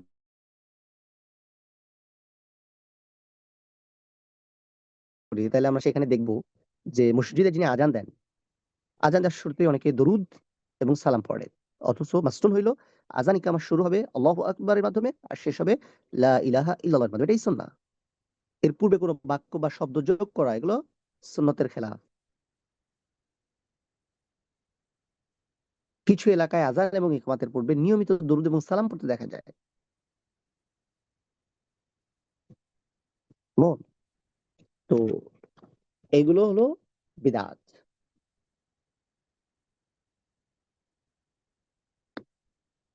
এরপরে নামাজে দাঁড়িয়ে মুসাল্লার দোয়া যেটা আমরা পড়ি, সেটা হইলো কি ইন্নী ওয়াজ্জাহতু ওয়াজহিয়া লিল্লাযী ফাতারাস সামাওয়াতি ওয়াল আরদ হানিফাও ওয়া মা আনা মিনাল মুশরিকিন। রাসূল করিম সাল্লাল্লাহু আলাইহি ওয়াসাল্লাম নামাজে দাঁড়িয়ে নিয়ত করার পরে নিয়ত কিভাবে করতেন? মনে মনে, কল্পনায়, যে আমি জোহরের ৪ রাকাত ফরজ নামাজ এখন পড়ব, জোহরের ২ রাকাত সুন্নাহ এখন পড়ব। দ্যাটস নিয়ত। এরপরে তিনি তাকবীর দেওয়ার মাধ্যমে নামাজ শুরু করতেন আর সালাম ফেরানোর মাধ্যমে নামাজ শেষ করতেন।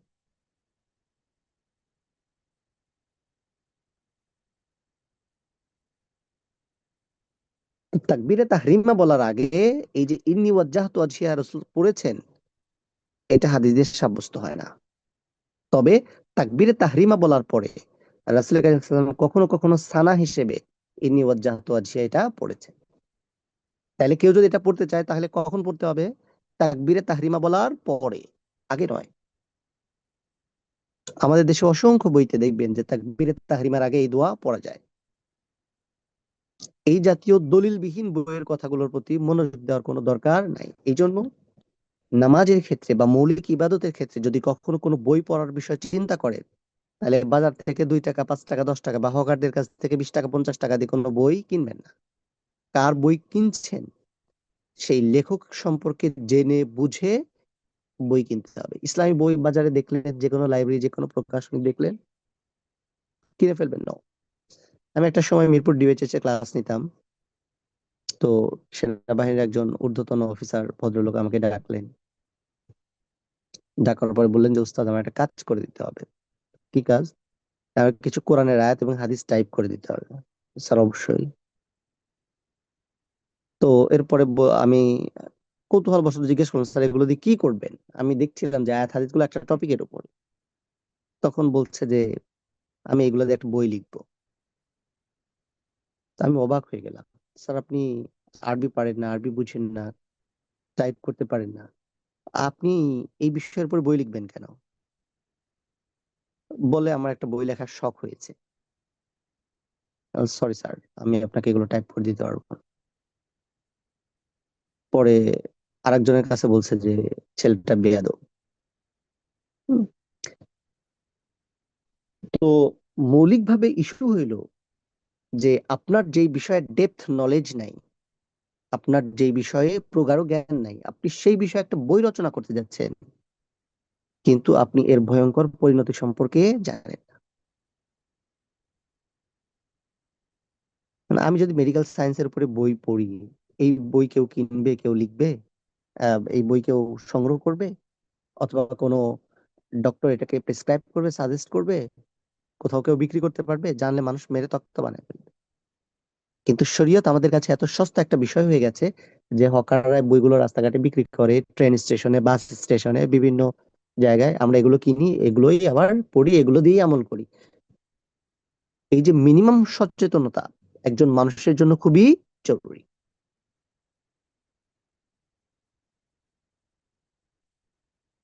দেন আরেকটা বিষয় আছে যে অনেক মানুষ নামাজের জন্য নিয়ত করে, নামাইতু আন উসাল্লিয়া লিল্লাহি তাআলা রাকাতায় সালাত ইত্যাদি ইত্যাদি।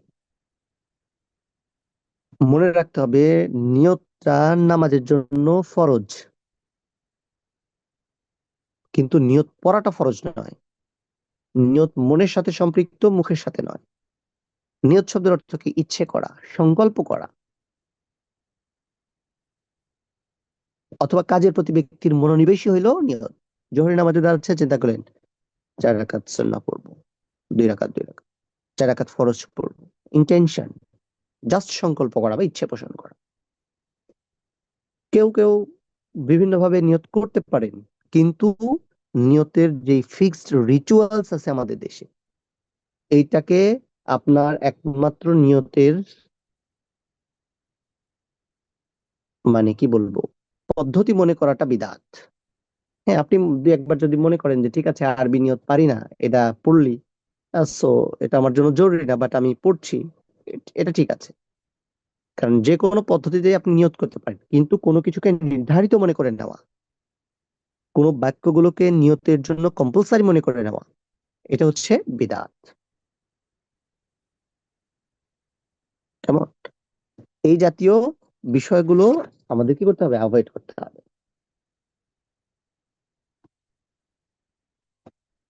এরপরে আজানের জবাবে যখন মুয়াজ্জিন বলেন যে আশহাদু আন্না মুহাম্মাদার রাসূলুল্লাহ,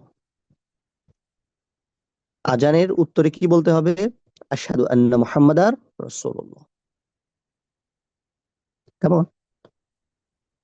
এটা বলা সুন্নাহ, কিন্তু এর জবাবে দরুদ পড়াটা সুন্নাহ নয়। রাসূল সাল্লাল্লাহু আলাইহি ওয়াসাল্লাম থেকে হাদিসে আসছে, হযরত আবু সাঈদ খুদরী রাদিয়াল্লাহু তাআলা বলেছেন যে ইন্না রাসূলুল্লাহ সাল্লাল্লাহু আলাইহি ওয়াসাল্লাম ক্বালা ইযা সামি'তুমুন নিদা ফাকুলু মিসলা মা ইয়াকুলুল মুয়াজ্জিন। যখন তোমরা আযান শুনবে, মুয়াজ্জিন যা বলে তোমরা তাই বলবে। শুধু হাইয়া আলাস সালাহ, হাইয়া আলাল ফালাহ এর সময় কি বলবে? লা হাওলা ওয়ালা কুওয়াতা ইল্লা বিল্লাহ। হযরত উমর রাদিয়াল্লাহু তাআলা বর্ণিত একটা হাদিসের মধ্যে এই কথাটা আসছে। সো এই জন্য আজান শোনার পরে দরুদ পড়াটা জরুরি না, দরুদ পড়তে হবে, এটাকে কম্পালসারি মনে করাটা শরীয়তের মধ্যে অ্যালাউ। এরপরে কালিমা তৈয়্যিবা পড়ার পরে দরুদ শরীফ পড়া, এই ধরনের বিশেষ কিছু বিদআত যেটা আমলের ক্ষেত্রে খুবই ত্রুটিপূর্ণ।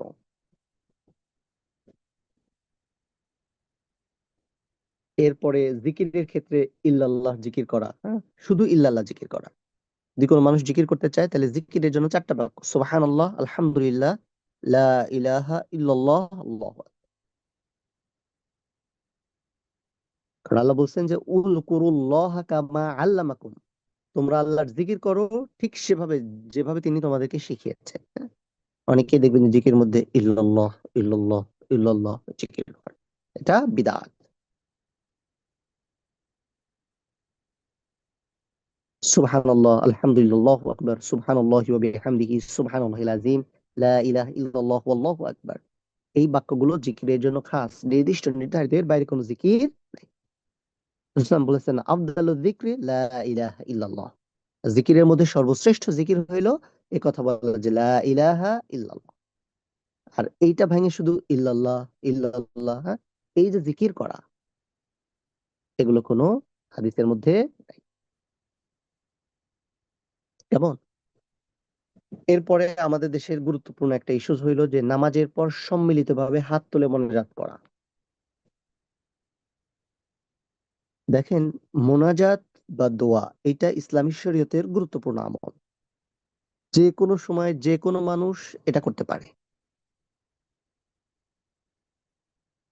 কিন্তু নামাজের ক্ষেত্রে ইস্যু হইলো যে আল্লাহ রসুল সাল্লাল্লাহু আলাইহি ওয়াসাল্লাম যেভাবে নামাজ শুরু করেছেন এবং যেভাবে নামাজ শেষ করেছেন, আমাদেরকেও ঠিক একইভাবে একই পদ্ধতিতে নামাজ শুরু এবং শেষ করতে হবে, এটাই সুন্নাহ।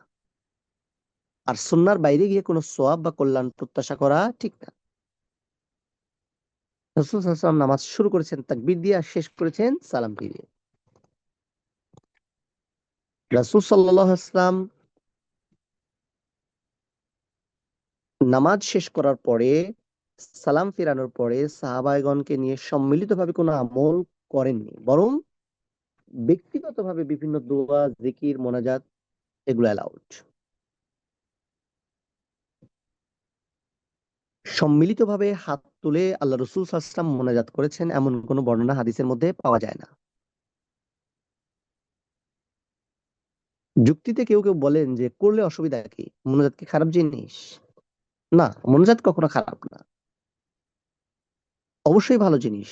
দোয়া ও মুখলে ইবাদা, দোয়ার ক্ষেত্রে অসংখ্য অসংখ্য বর্ণনা আছে। সমস্যা কোথায়? দেখেন, ঈদের নামাজের আগে কি আজান হবে? কেউ দিবে? তো আজান দিলে সমস্যা কি? ঈদের নামাজের আগে তো কি করে দেওয়া যায়, তাই না? আজান দেওয়া যায় না? আমরা সব নামাজের আগে আজান দিই, তো ঈদের নামাজের আগে আজান নাই কেন? এটাই সুন্নাহ, এটাই মাসনুন, এটাই শরিয়া। তো নামাজের পরে, ফরজ নামাজের পরে আপনি ব্যক্তিগতভাবে তাসবিহ তাহলিল পড়েন, মাসনুন দোয়া পড়েন, এরপরে আল্লাহ সুবহানাহু কাছে কান্নাকাটি করেন, দোয়া করেন, হাত তোলেন, কোনো সমস্যা নেই। সামষ্টিক ভাবেও যদি মনে করেন কেউ কেউ করবেন, করতে পারেন। কিন্তু যখন এটাকে কম্পালসারি মনে করবেন, যখন এটাকে নামাজের পার্ট মনে করবেন, যখন এটাকে জরুরি মনে করবেন, যখন করতেই হবে মনে করবেন, তখন এটা সুস্পষ্ট বিদআত হবে। হ্যাঁ, কারো যদি মনে হয় কোনো বিশেষ উপলক্ষে সবাই মিলে একটু দোয়া করবেন, এটা উচিত না, কিন্তু এটা পর্যন্ত জায়েজ বলা যাওয়ার সুযোগ নাই। তারপরেও অনেক সময় কেউ করতে পারে যে অপ্রস্তুত, হঠাৎ করে কেউ একটু দোয়া চাইলো, ঠিক আছে চলে আমরা সবাই মিলে একজনের জন্য একটু দোয়া করি, It's okay। কিন্তু এটাকে নামাজের অংশ মনে করা, নামাজের পরে এটা করতেই হবে বলে মনে করা, নামাজের পরে এটা করা জরুরি মনে করা। ইভেন মসজিদে দেখা যায়, আজকে জুমার নামাজেই দেখবেন যে ইমাম সাহেব ঠিক মতো মাসনুন দোয়া গুলো পড়তে দিবে না, কারণ মসজিদ কমিটির সভাপতি, অমুক রাজনৈতিক ব্যক্তিত্ব, অমুক বিশেষ ব্যক্তিত্ব, এলাকার গণ্যমান্য ব্যক্তিবর্গ, দানশীল ব্যক্তিবর্গ, তারা মসজিদে আসছে, তারা বিভিন্ন দোয়া চাইছে। সুতরাং ইমাম সাহেবের জন্য মাসনুন এই দোয়া পড়ার বাইরে তার জন্য দোয়া করাটা জরুরি। কারণ ইমাম সাহেব যদি এই কাজটা না করে, তাহলে পরবর্তী জুমার আগে সে শুনবে যে এখানে জুমা পড়ানোর অধিকারটা শেষ হয়ে গেছে, অর্থাৎ তার ইমামতি চলে গেছে, নতুন ইমাম নিয়োগ দেওয়া হয়ে গেছে।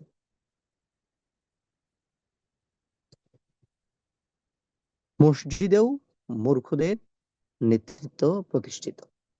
সুতরাং ইমাম সাহেব চাইলে কি করতে পারছে না? অনেক মসজিদের ইমাম সাহেবকে বলতে শুনছি, ভাই আমি তো মোনাজাত করি না, করতে অভ্যস্ত না, কিন্তু যদি মোনাজাত না করি তাহলে তো ইমামতি থাকে না। এলাকায় প্রচলন আছে, এলাকায় প্রচলন আছে, মিলাদ পড়তে হবে, মানুষ মারা গেছে মিলাদ পড়বেন না, ইমামতি থাকবে না। কি করবেন এই অবস্থায়? আসলে কি করণীয় আছে? সচেতনতা তৈরি মানুষের মধ্যে, বোঝা যাইতে হবে, চিন্তা করতে হবে যে মিলাদ দোয়ার মাধ্যমে পিতামাতার কোনো কল্যাণ নাই।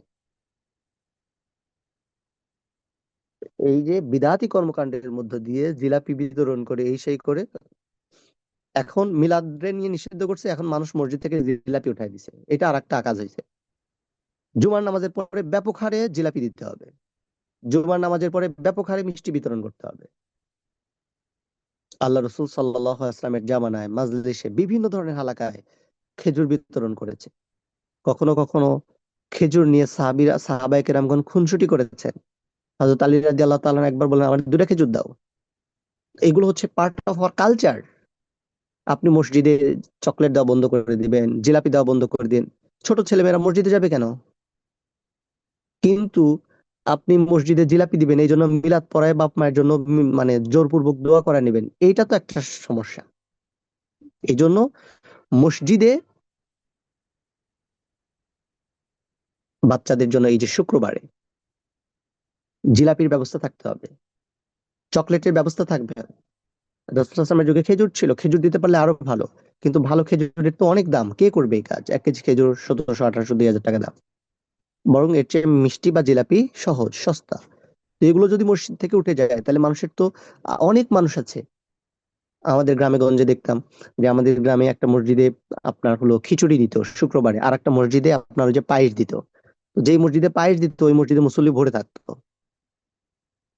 সবাই দূর দূরান্ত থেকে ওই মসজিদে যাইতো পায়েস খাওয়ার জন্য নামাজ পড়ে।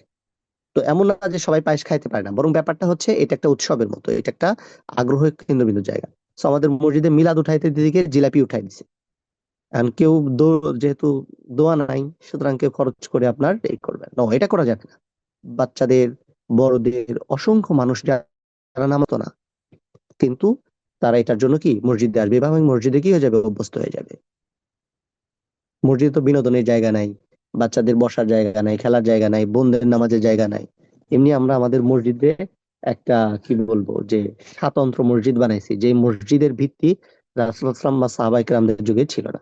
মসজিদে নববীতে যাবেন অথবা হারামেই যান না কেন, এহেন কোনো কর্ম নাই যে সেখানে হয় না।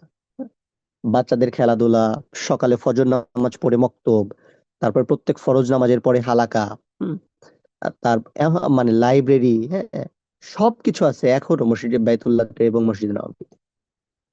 মসজিদে নববীর সাথে সন্ধ্যার পরে দেখবেন যে বাচ্চারা ফুটবল খেলছে, ক্রিকেট খেলছে, খুনসুটি করছে, গল্প করছে, আড্ডা দিচ্ছে, মারামারি করছে। রেগুলার একটা, এগুলো রেগুলার প্র্যাকটিস আমাদের সমাজে নাই। তো কি করে মানুষ বাধ্য হয়ে এই কাজগুলো করে? এই জন্য চেষ্টা করবেন যার যার মসজিদে ইমাম সাহেবরে বলবেন কোনো দোয়াও করার দরকার নাই, কোনো মিলাদ পড়ানোর দরকার নাই, কিন্তু মসজিদে এই জিলাপি থাকবে, মিষ্টি থাকবে, পায়েস থাকবে, এগুলোর প্রচলন থাকতে হবে। এগুলো সুন্নাহ, রাসূলুল্লাহ সাল্লাল্লাহু আলাইহি ওয়াসাল্লামের সাহাবায়ে কেরাম এগুলো অ্যাভেলেবল করেছে। তো আমাদের দেশে এই কালচার কিভাবে হলো যে আমার একটু মিলাদ করে দাও, আমার বাবা মায়ের নামে দোয়া করে দাও, তাহলে আমি জিলাপি দিব, আমি এই দিব, ওই দিব, ইত্যাদি ইত্যাদি। কেমন? এরপর দেখেন এই যে শবে মিরাজ আসলেই বোনেরা জিজ্ঞেস করে যে উস্তাদ এই রাতে কোন নফল ইবাদত তারপর ঈদে মিলাদুন নবী পালন করা। হুম। তারপরে এরকম আমাদের সমাজে প্রচলিত যেই বিদআত গুলো আছে, এগুলো ইনশাল্লাহ আর একটা সেশনে বলতে হবে, কারণ এগুলো অসংখ্য। তারপরে মাযহাব মানার যে ব্যাপারগুলো, যেমন ধরেন প্রচলিত চার মাযহাব, হানাফি মাযহাব, শাফি মাযহাব, হাম্বলি মাযহাব, মালিকি মাযহাব। তো এগুলো কোনোটাই রাসূল সাল্লাল্লাহু আলাইহি ওয়াসাল্লামের যুগে ছিল না, বরং এগুলো পরবর্তীতে আসছে। তো এই জন্য মূল ইস্যু হইলো যে ওনারা কোরআন এবং হাদিস থেকে যে মাসআলাগুলো বের করেছেন, এগুলোর অনুকরণ এবং অনুসরণ করবে, কিন্তু মাযহাব মানাকে ফরজ মনে করা যাবে না। আবার অনেকেই বলেন যে আমরা মাযহাব মানি না, আমরা কোরআন সুন্নাহ মানি। এই কোরআন সুন্নাহ মানার ক্ষেত্রেও ওনারা কোনো না কোনো শায়েখ, কোনো না কোনো উস্তাজ, কোনো না কোনো আলেমের অনুকরণ করেন। বেসিক্যালি এই সবই হচ্ছে পার্ট অফ মাযহাব। দ্যাটস মিন এটাকে সহজভাবে ট্রিট করা যে আমি যেহেতু মাসআলা জানি না, আমি আমার আমল করার ক্ষেত্রে কোনো একজন খ্যাতিমান আলেমের অনুকরণ এবং অনুসরণ করব, যাকে আমার কোরআন এবং হাদিসের দৃষ্টিতে সহি মনে হয়। ইভেন ইমাম আবু হানিফা রাহিমাহুল্লাহ বলেছেন যে আমি যদি কোনো সুন্নাত পাই, কোনো সুন্নাহ যদি আমার কাছে আসে, অথবা রাসূলুল্লাহ সাল্লাল্লাহু আলাইহি ওয়াসাল্লামের কোনো সহি হাদিস যদি আমার সামনে আসে, ফাহুয়া মাযহাবি, এটাই আমার মাযহাব। তো ওলামায়ে কেরামদের মধ্যে যে ইখতিলাফ আছে ইজতিহাদগত, এটার কারণেই মূলত মাযহাবের মধ্যে ইখতিলাফ তৈরি হয়েছে। এটার মধ্যে কেউ বাড়াবাড়ি করে, কেউ ছাড়াছাড়ি করে, দুটোই অপরাধ। হুম। দেখেন যে আপনি ইমাম আবু হানিফা রহমতুল্লাহকে অনুকরণ বা অনুসরণ করবেন না, ইটস ওকে, গুড। কিন্তু আপনি আপনি কি বলবো যে বাংলাদেশের একজন আলেম যে ইউটিউবে লেকচার দেয়, সোশ্যাল মিডিয়ায় খুবই ফেমাস, সে বলছে মাযহাব মানা যাবে না, এই সেই, তার কথা শুনে আপনি তার কথা শুনে করলেন। আপনি ইমাম আবু হানিফা রহমতুল্লাহর কথা শুনলেন না, কিন্তু আপনি তার কথা শুনলেন। ব্যাপারটা সেম। তার মানে আপনি বলছেন আমি মাযহাব মানি না, দ্যাটস মিন মাযহাব, what do you mean by মাযহাব? মাযহাব হলো একটা মেথোডোলজি, যে কোরআন এবং হাদিস থেকে এমন সব মাসলা বের করছে যেগুলো কোরআন হাদিসে সরাসরি নেই, এগুলোই মাযহাব। যেগুলো কোরআন এবং হাদিসে সরাসরি আছে, সেগুলো নিয়ে কোনো মাযহাব নাই।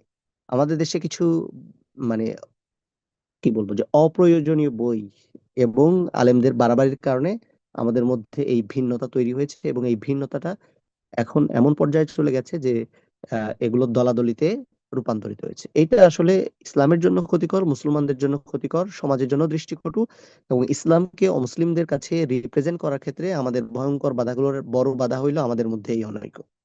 কেমন? এই জন্য মাঝাব মারাকে ফরজ মনে করা যাবে না। হ্যাঁ, জাস্ট এটাকে মনে করতে হবে যে কোরআন হাদিস বোঝার জন্য, যেহেতু আমি এখনো বোঝা শিখিনি, বোঝার চেষ্টা করছি, এই অবস্থায় আমি মাসআলার ক্ষেত্রে একজন আলেম, একজন খ্যাতিমান সালাফকে অনুকরণ এবং অনুসরণ করব, যিনি কোরআন এবং সুন্নাহর উপরে ছিলেন। এখন আপনি ট্রেন্ডি একজন স্কলারের কথা শুনছেন, কিন্তু তার তুলনায় ইমাম আবু হানিফা রহিমাহুল্লাহকে, ইমাম শাফি রহমতুল্লাহকে, ইমাম মালিক রহমতুল্লাহ, ইমাম আহমদ ইবনে হাম্বল রহমতুল্লাহকে দুর্বল মনে করছে। এটা একটা চরম ধৃষ্টতাপূর্ণ কাজ। কোন বেকুব, হ্যাঁ, তার কোন শাইখের পূজা করতে গিয়ে আপনার এই ধরনের বড় বড় সালাফ স্কলারদের গালি দেয়, বকাচকা করে, হ্যাঁ, দুনিয়া আখিরাত দুটোই বরবাদ হয়ে যাবে। হ্যাঁ, কারণ তারা কখনোই এই আমাদের যেই চার ইমাম, চার মাযহাবের, হ্যাঁ, তাদের জীবনী পড়েনি, তাদের জীবনী সম্পর্কে জানা নাই। অথচ সে যেই শাইখের জন্য লাফালাফি করে, এই শাইখ টিভি, মানে টিভির আড়ালে, টিভি প্রোগ্রামের আড়ালে, অথবা তার এই যে ভাইরাল হওয়ার আগে তার লাইফ স্টোরি বা তার প্যাটার্ন সম্পর্কে যদি যা কিছু আছে এগুলো যদি জানতো, তাহলে জীবনেও তার আশেপাশে ছুটতো না। হ্যাঁ, অধিকাংশ আলেমদের এই এই সিচুয়েশন। সুতরাং যারা আমাদের সালাফ, যারা সলফে সালেহিন, যারা নিজেদের আমল দিয়ে, নিজেদের ইলম দিয়ে পুরো পৃথিবীর মানুষের মনের মনিকোঠায় স্থান নিয়েছেন, তাদের ব্যাপারে নেগেটিভ চিন্তা চেতনা, হ্যাঁ, আপনার যদি মনে হয় যে ইমাম আবু হানিফার কোনো মাসআলা কোরআন সুন্নাহ বিরোধী, কোনো ব্যাপারে তার মাসআলার এগেইনস্টে কোরআনের আয়াত আছে, সহি সুন্নাহ আছে, আপনি অনুকরণ করেন, গালি দেওয়ার তো দরকার নাই। এমন হইতে পারে যে ইমাম আজম আবু হানিফা রহমতুল্লাহর কাছে ওই হাদিসটা পৌঁছায় নাই, তখনকার দিনে তো এইভাবে পৌঁছানোর বিষয় এরকম ছিল না। সো এই জন্য সালাফদেরকে গালি দেওয়া, তাদের সম্পর্কে খারাপ কথা বলা, তাদের সম্পর্কে বাজে মন্তব্য করা, এটা চরম ধরনের ধৃষ্টতা। কারণ হলো আস-সাবিকুন আস-সাবিকুন উলাইকাল মুকাররাবুন। সাহাবী, তাবী, তাবতাবীনদের মর্যাদা আল্লাহ রাসূল সাল্লাল্লাহু আলাইহি ওয়াসাল্লাম কর্তৃক স্বীকৃত। কেমন? খয়রুল কুরুনি করনি সুম্মাল্লাযীনা ইয়ালুনাহুম সুম্মাল্লাযীনা ইয়ালুনাহুম। আমার যুগটাই সর্বশ্রেষ্ঠ যুগ, আমার যুগের পরে যেই যুগটা আসবে তারপরে সেটা সর্বশ্রেষ্ঠ, তারপরে যেটা আসবে সেটা সর্বশ্রেষ্ঠ। এই জন্য সাহাবী, তাবেঈন, তাবতাবীন, আতবাউ তাবতাবীন, আতবাউ আতবাউ তাবতাবীন, এই চারটা তবকা ইসলামী সমস্ত সালাফদের কাছে স্বীকৃত তবকা। সুতরাং তারা এই প্রজন্ম পর্যন্ত যে জ্ঞান অর্জন করেছেন বা যেই জ্ঞান আহরণ করেছেন, যেই জ্ঞান আমাদের মাঝে রেখে গেছেন, সেগুলো আমাদের জন্য বড় ধরনের নিয়ামা। এগুলোর উপর বেস করে এখনকার আলিম ওলামারা কি করেন? রিসার্চ করেন। এই জন্য মাঝহাব মানাকে ওয়াজিব মনে করে এটা একটা বিদাত। আবার মাঝহাব এর বিপরীতে বলতে গিয়ে সালাফদের সম্পর্কে যে কোনো ধরনের ধৃষ্টতা, এটাও অপরাধ। কেমন? হাদিসের মধ্যে, কোরআনে আল্লাহ সুবহানাহু ওয়া তাআলা বলছেন সূরা আম্বিয়ার মধ্যে, ফাসআলু আহলি যিকরি ইন কুনতুম লা তা'লামুন। তোমরা যা জানো না, যারা এই বিষয়টা জানে তাদের কাছে জিজ্ঞেস করে নাও। বিষয়টা এরকমই যে তারা তাদের মতো করে দিনের বুঝ থেকে তাদের মাসআলাগুলো লিখেছে। এগুলো সব ফিকহি মাসআলা, যেগুলো আপনারা জানেন না, আমরা জানি না, তারা সেটা লিখে গেছেন। আর আপনার যদি মনে হয় যে কোরআন সুন্নাহর দৃষ্টিতে এটা ভালো, তাহলে অনুকরণ করবেন। যদি মনে হয় যে এর বাইরে সহিহ সুন্নাহ আছে, তাহলে সেটা প্র্যাকটিস করবেন। কারণ ইমামদের ইমাম আবু হানিফা রহমতুল্লাহ বলেছেন যে রাসূল সাল্লাল্লাহু আলাইহি ওয়াসাল্লামের সহিহ হাদিসই আমার জন্য মাযহাব। সুতরাং মাযহাবের নামে গোঁড়ামিও করা যাবে না। আবার মাযহাবকে দূরীভূত করতে গিয়ে আপনার এমন সব অকাট্য কথাও বলা যাবে না যেগুলো শরঈ দৃষ্টিকোণ, আবার সেগুলো শরীসীমা রেখা কি করে? অতিক্রম করে। তারপরে নারায়ে রিসালা বাক্যের উত্তরে ইয়া রাসূলুল্লাহ বলা, এগুলো আমাদের দেশে অনেক মানুষ এটা করে। তারপরে দেখবেন যে ফরজ নামাজ নাই, কিন্তু টঙ্গীর বিশ্ব ইজতেমা মাঠে জুমার নামাজ পড়ার জন্য মারামারি, কাটাকাটি, লাইন ভঙ্গ, তারপরে হলো ইমামের সামনে দাঁড়ানো, এরকম বহু অসংখ্য কবিরা গুনাহ মানুষ করে বসে আছে। এবং অনেকেই মনে করে যে যে এটা আসলে অনেক গুরুত্বপূর্ণ, এটা আলাদা একটা কি আছে, মর্যাদা আছে। মসজিদের নামাজের জামাত মসজিদের বাহিরের নামাজের জামাতের চেয়ে শ্রেষ্ঠ, এই বিষয়ে কার দ্বিমত থাকার কথা। সুতরাং ইজতেমাকালীন শুক্রবার দল বেঁধে জুমার নামাজ পড়ার জন্য সমবেত হওয়া, এটাকে বিশেষ সওয়াবের কাজ মনে করা, বিশেষ রীতির কাজ মনে করা, এখানে আলাদা কোনো কিছু থাকে, এগুলো সব কি বিদআত। কেমন? ইজতেমা মাঠে নির্দিষ্ট কোনো জুমার মসজিদ নাই, দোষের কিছু নাই, সেখানে স্বাভাবিক প্রক্রিয়া। কিন্তু এটাকে বিশেষ কিছু মনে করা, আলাদা সওয়াবের মনে করা, হ্যাঁ, 2, 4, 5, 10 মাইল এটার জন্য হেঁটে যাওয়া, এগুলো সব কি বিদআত। এরপরে দেখেন আমাদের সমাজে প্রচলিত আছে যে বিয়ের পরে মেয়েরা শ্বশুর শাশুড়ি বা এদেরকে কদমবুচি করা, এগুলোকে সুন্নাত মনে করা, হ্যাঁ, এগুলো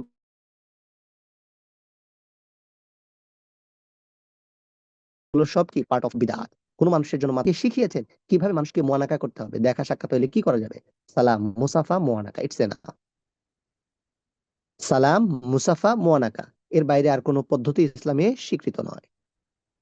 রাসূল সাহেব নিজে কদম মুচি করেছেন বা কদম মুচি নিয়েছেন, এই ধরনের কোনো হাদিস পাওয়া যায় না আমাদের দেশে।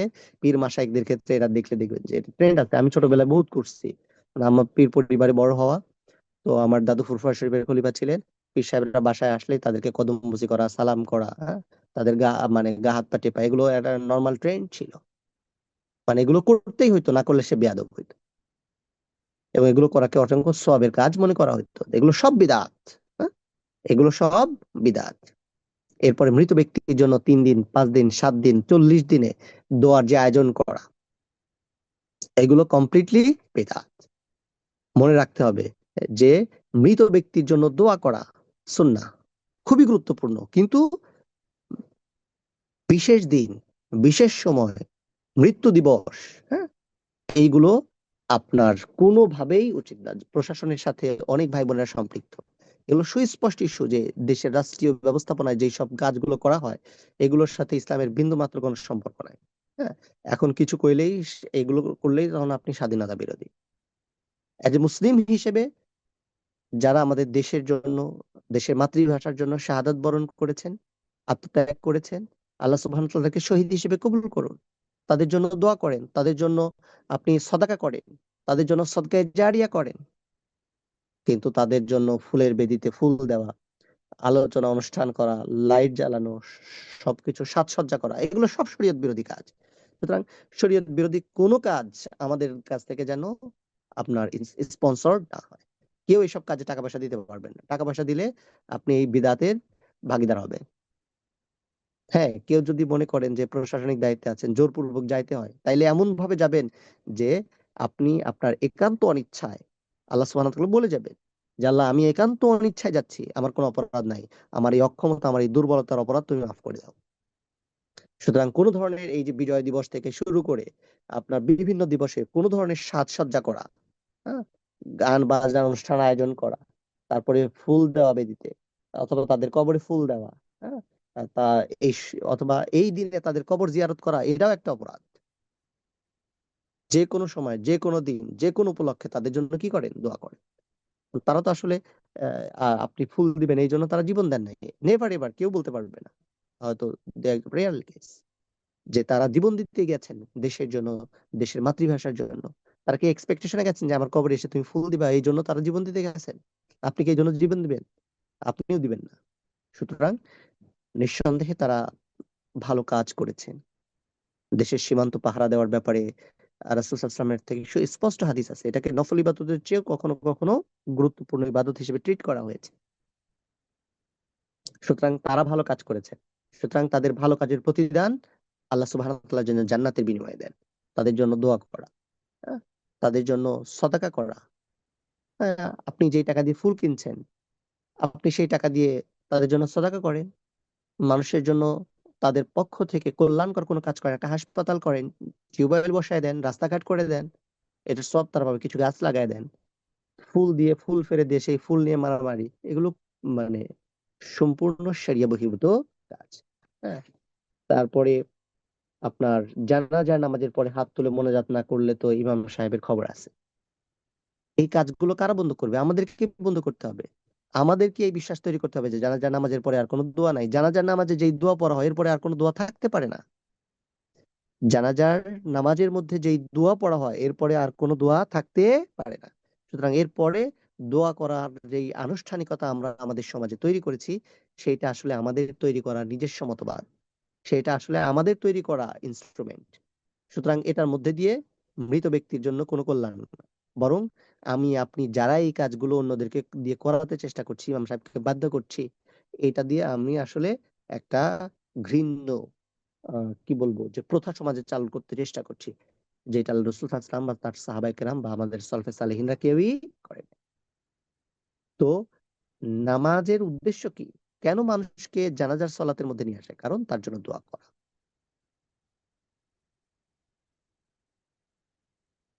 প্রখ্যাত সালাফ সবাই বলেছেন লা ইয়াকুমুর রাজুলু বিদ-দুআ বাদা সলাতিল জানাজা। জানাজা সলাতের পর কোনো ব্যক্তির জন্য দোয়া করবে না। ইযা ফারাগা মিনাস সলাতি লা ইয়াকুমু বিদ-দুআ। নামাজের পরে দোয়া করবে না। ইন্না দুআ বাদা সলাতিল জানাজাতে মাকরুহুন, সুস্পষ্ট নিষেধ আছে। সব সালাফেরা এই বিষয়গুলোতে একমত। হ্যাঁ? তারপরেও দোয়া যদি আমরা না করি, তাহলে দেখবো যে আমাদের হইতেছে না। কারণ মনে হবে যে আমার বাবা মার জন্য মনে হয় জান্নাত নিশ্চিত করা হয় নাই। নিজেও নামাজ পড়ে না, বাবা মায়ের কবরেও কোনোদিন যায় না, কোনো কিছু দেখভাল করে না, বাবা মায়ের জন্য দোয়াও করে না, সদাকাও করে না। বাবা মারা যার সাথে সাথে সম্পদগুলো সব কুক্ষিগত করে নিজের মতো করে খরচ করতে থাকে। কোনো শারী প্র্যাকটিস নাই। এলাকায় আছে 3 দিন 7 দিন একটা দোয়া, 3 দিনে মিলাদ, 40 দিনে একটা খানা দিলে বাবা মায়ের জান্নাত নিশ্চিত, এরপরে সে মুক্ত হয়ে যায়। এরপরে বাবা মায়ের সম্পদগুলো সে নিয়ে মারামারি কাটাকাটি এই সেই করে ভাগ বাটোয়ারা করে ভোগ করতে থাকে। অথচ মিনিমাম সম্পদের একটা বড় অংশ এটা রাখা দরকার ছিল বাবা মায়ের জন্য সদকা জারিয়া প্রজেক্ট, বাবা মার জন্য দোয়ার কাজ, বাবা মার পক্ষ থেকে জনকল্যাণমূলক কোনো কাজ, যার মাধ্যমে বাবা মা মৃত্যুর পরেও কবরে বসে কি পাবে? সদকা জারিয়ার সব পেতে থাকবে। আর সবচেয়ে বড় জরুরি ছিল নিজে দিনের পথে থাকা, কারণ তাকে ওয়ালাদান সলিহা হইতে হবে। ওয়ালাদান সলিহা হইলেই আসলে বাবা মার জন্য সবচেয়ে বেশি কল্যাণ। কিন্তু সে দুনিয়ার আকাম কুকাম করে বেড়াবে, আর এই 3 দিনে একটা দোয়া আর এই 40 দিন এগুলো এগুলো সব সুস্পষ্ট পেতে, এগুলো নিশ্চিত করতে হবে। জোর করবি ইমাম সাহেবকে, ইমাম সাহেব আহ, তাড়াহুড়া আছে আপনার, আপনি যে জানাজার পর একটু দোয়া করলেন না, অথচ তার জানাই নাই যে আসলে জানাজাটা অ্যারেঞ্জই করা হয়েছে শুধুমাত্র দোয়া করার জন্য। সুতরাং দোয়ার পরে দোয়া, এটা আর দরকার আছে? যেমন আপনি দোয়া করলেন, ধরেন ইমাম সাহেব মসজিদে আজকে জুমা নামাজের পরে দোয়া করছে, এই দোয়ার পরে কি ইমাম সাহেব আরেকটা দোয়া করবে? না। দ্যাটস ওয়াই জানাজার পরে আসলে আর কি নাই, কোনো দোয়া নাই। তো এভাবে করে আমরা যদি আমাদের সমাজে দ্বীনি জ্ঞান অর্জনের মাধ্যমে সৎ এগুলোর প্রচার এবং প্রসার করতে থাকি, এগুলো যদি প্র্যাকটিস করতে থাকি, তবেই আসলে আমাদের মধ্য থেকে বিদাত গুলো আস্তে আস্তে কি হবে? রিমুভ হবে। মনে রাখতে হবে বিদাত একটা জঘন্যতম গুনাহ, এটাকে শাররুল উমুর, সর্বনিকৃষ্ট কাজ বলা হয়েছে। সুতরাং এখান থেকে আমরা আসলে কিভাবে দূরে আসতে পারি, এই চেষ্টাটা আমাদেরকে করতে হবে। মানুষদের মধ্যে এই জ্ঞানগত যেই ত্রুটি বিচ্যুতি আছে, এগুলো দূর করার জন্য মানুষকে এই ধরনের হালাকা, এই ধরনের বই, এই ধরনের লেখনীর মাধ্যমে সচেতন করতে হবে। এই ধরনের সোশ্যাল প্র্যাকটিস থেকে বের হয়ে আসার চেষ্টা করতে হবে, অনুরোধ করতে হবে, বোঝাতে হবে যে আলটিমেটলি আমরা যেই কাজের জন্য বা যেই উদ্দেশ্যে এটা করছি, আসলে এটা করার মাধ্যমে আমরা উপকারের পরিবর্তে ক্ষতি করতে চেষ্টা করছি। হ্যাঁ? এই ধরনের ফাইন্ডিংস এবং এই ধরনের বিষয়গুলো প্রচার এবং প্রসারের মাধ্যমে মানুষকে এই জায়গাগুলো থেকে আস্তে আস্তে দূরে নিয়ে আসতে হবে। মনে রাখতে হবে ইসলাম আবেগ এবং বিবেকের সমন্বয়। আবেগ দিয়ে কোনো কাজ করলে আপনার ক্ষতি, আমার ক্ষতি। ভালো কাজ হিসেবে নিঃসন্দেহে আপনি দিনে কোনোদিন 6 ওয়াক্ত নামাজ পড়বেন না, এটা তো ভালো কাজ। নামাজ পড়া খারাপ কাজ? দ্যাটস মিন প্রত্যেকটা কাজ যেন মাসনুন পদ্ধতিতে হয়। রাসূল করিম সাল্লাল্লাহু আলাইহি ওয়াসাল্লাম যেভাবে করেছেন, যেভাবে তিনি বলে গেছেন, যেভাবে তিনি শিখিয়েছেন, সেভাবেই কাজগুলোকে আমাদের আমাদের জীবনে প্র্যাকটিস করতে হবে। তাইলেই আসলে আমরা যে উদ্দেশ্যে ইবাদত করছি সেটি সার্থক হবে। আমরা আসলে এগুলোর মাধ্যমে নাজাত পাবো, আমাদের পরলৌকিক মুক্তি নিশ্চিত হবে। এর বাইরে অন্য কোনো পথ মত যেন আমরা অনুকরণ এবং অনুসরণ করতে চেষ্টা না করি। তাইলে সেটা সওয়াবের পরিবর্তে আমার আপনার কি হবে? গুনাহের কারণ হবে। আগামী পর্বে ইনশাআল্লাহ আমরা আমাদের সমাজে এখন বিশেষ করে রিসেন্টলি যেই সকল বিদআত গুলো প্র্যাকটিস করছি, যেমন আপনার বার্থডে পার্টি থেকে শুরু করে আরো আদার্স ইস্যুস আছে, এরপরে এই বিদআতের পরিণতি কি, সেটা নিয়ে ইনশাআল্লাহ আগামী সেশনে আমরা প্রচলিত বিদআত এবং বিদআতের পরিণতি নিয়ে আরেকটা সেশন ইনশাআল্লাহ অ্যারেঞ্জ করব। আর যেহেতু অনেক সময় হয়ে গেছে, আজকে এখানে শেষ করছি ইনশাআল্লাহ। সুবহানাকা আল্লাহুম্মা ওয়া বিহামদিকা নাশহাদু আল্লা ইলাহা ইল্লা আনতা নাস্তাগফিরুকা ওয়া নাতুবু ইলাইক।